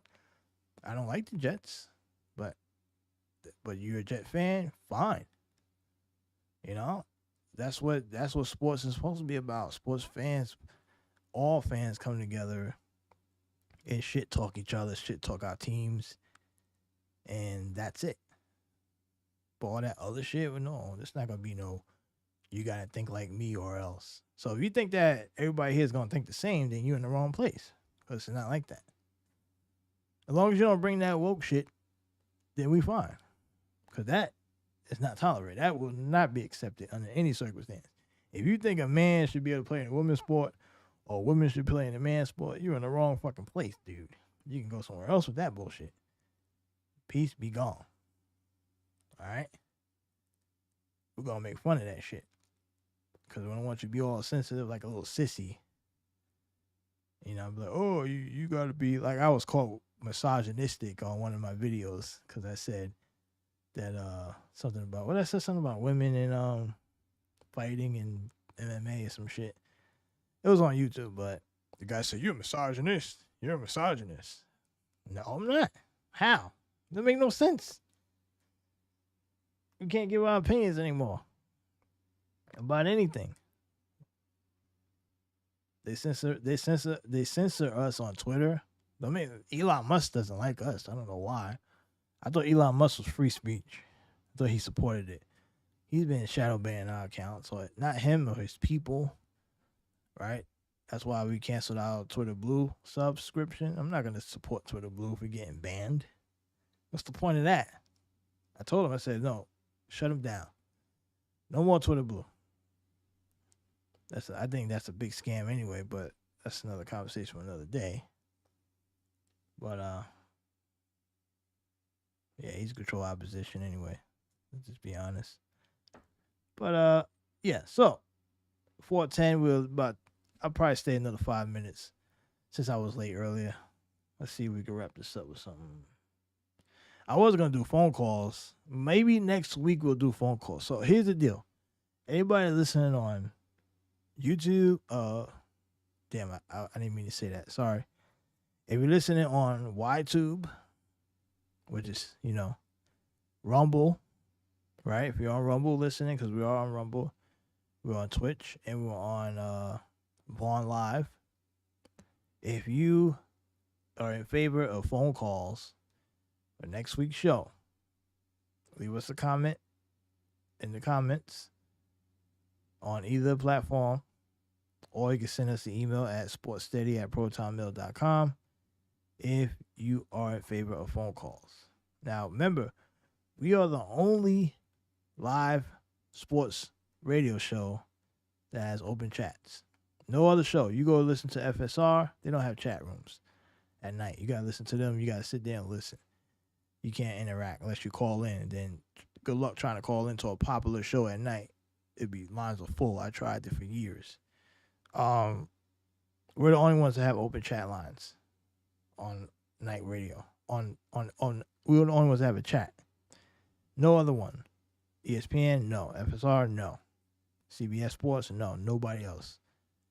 So, but we can add phone lines to the chat. If you want it next week, I have a phone number. People can call up. I was gonna do like a Zoom type thing, but I don't know if I'm ready for that yet. That's a little too advanced. We'll stick to the phone lines. You call up, come on the air and talk, so I don't have to be talking for the whole 2 hours. Because I know you guys are sick of hearing my voice. So if you want that, let us know. I'll check the comments and email throughout the week to find out for next Saturday if we'll have phone lines. If we'll have it. Because I do want to incorporate that at some point so people can call up, yap off. And you'll have time to talk. It won't be like real radio where you're on the line for like 10 minutes or not even 10 minutes. You get like, 30 seconds and then they hang up on you. That won't happen here. You'll be able to talk. Because like I said, sports network run by sports fans, meaning the fans get to control what happens. Fans have all the control here. All fans. Doesn't matter what sport it is. Hockey, football, basketball, baseball. I'm pretty versed in many sports.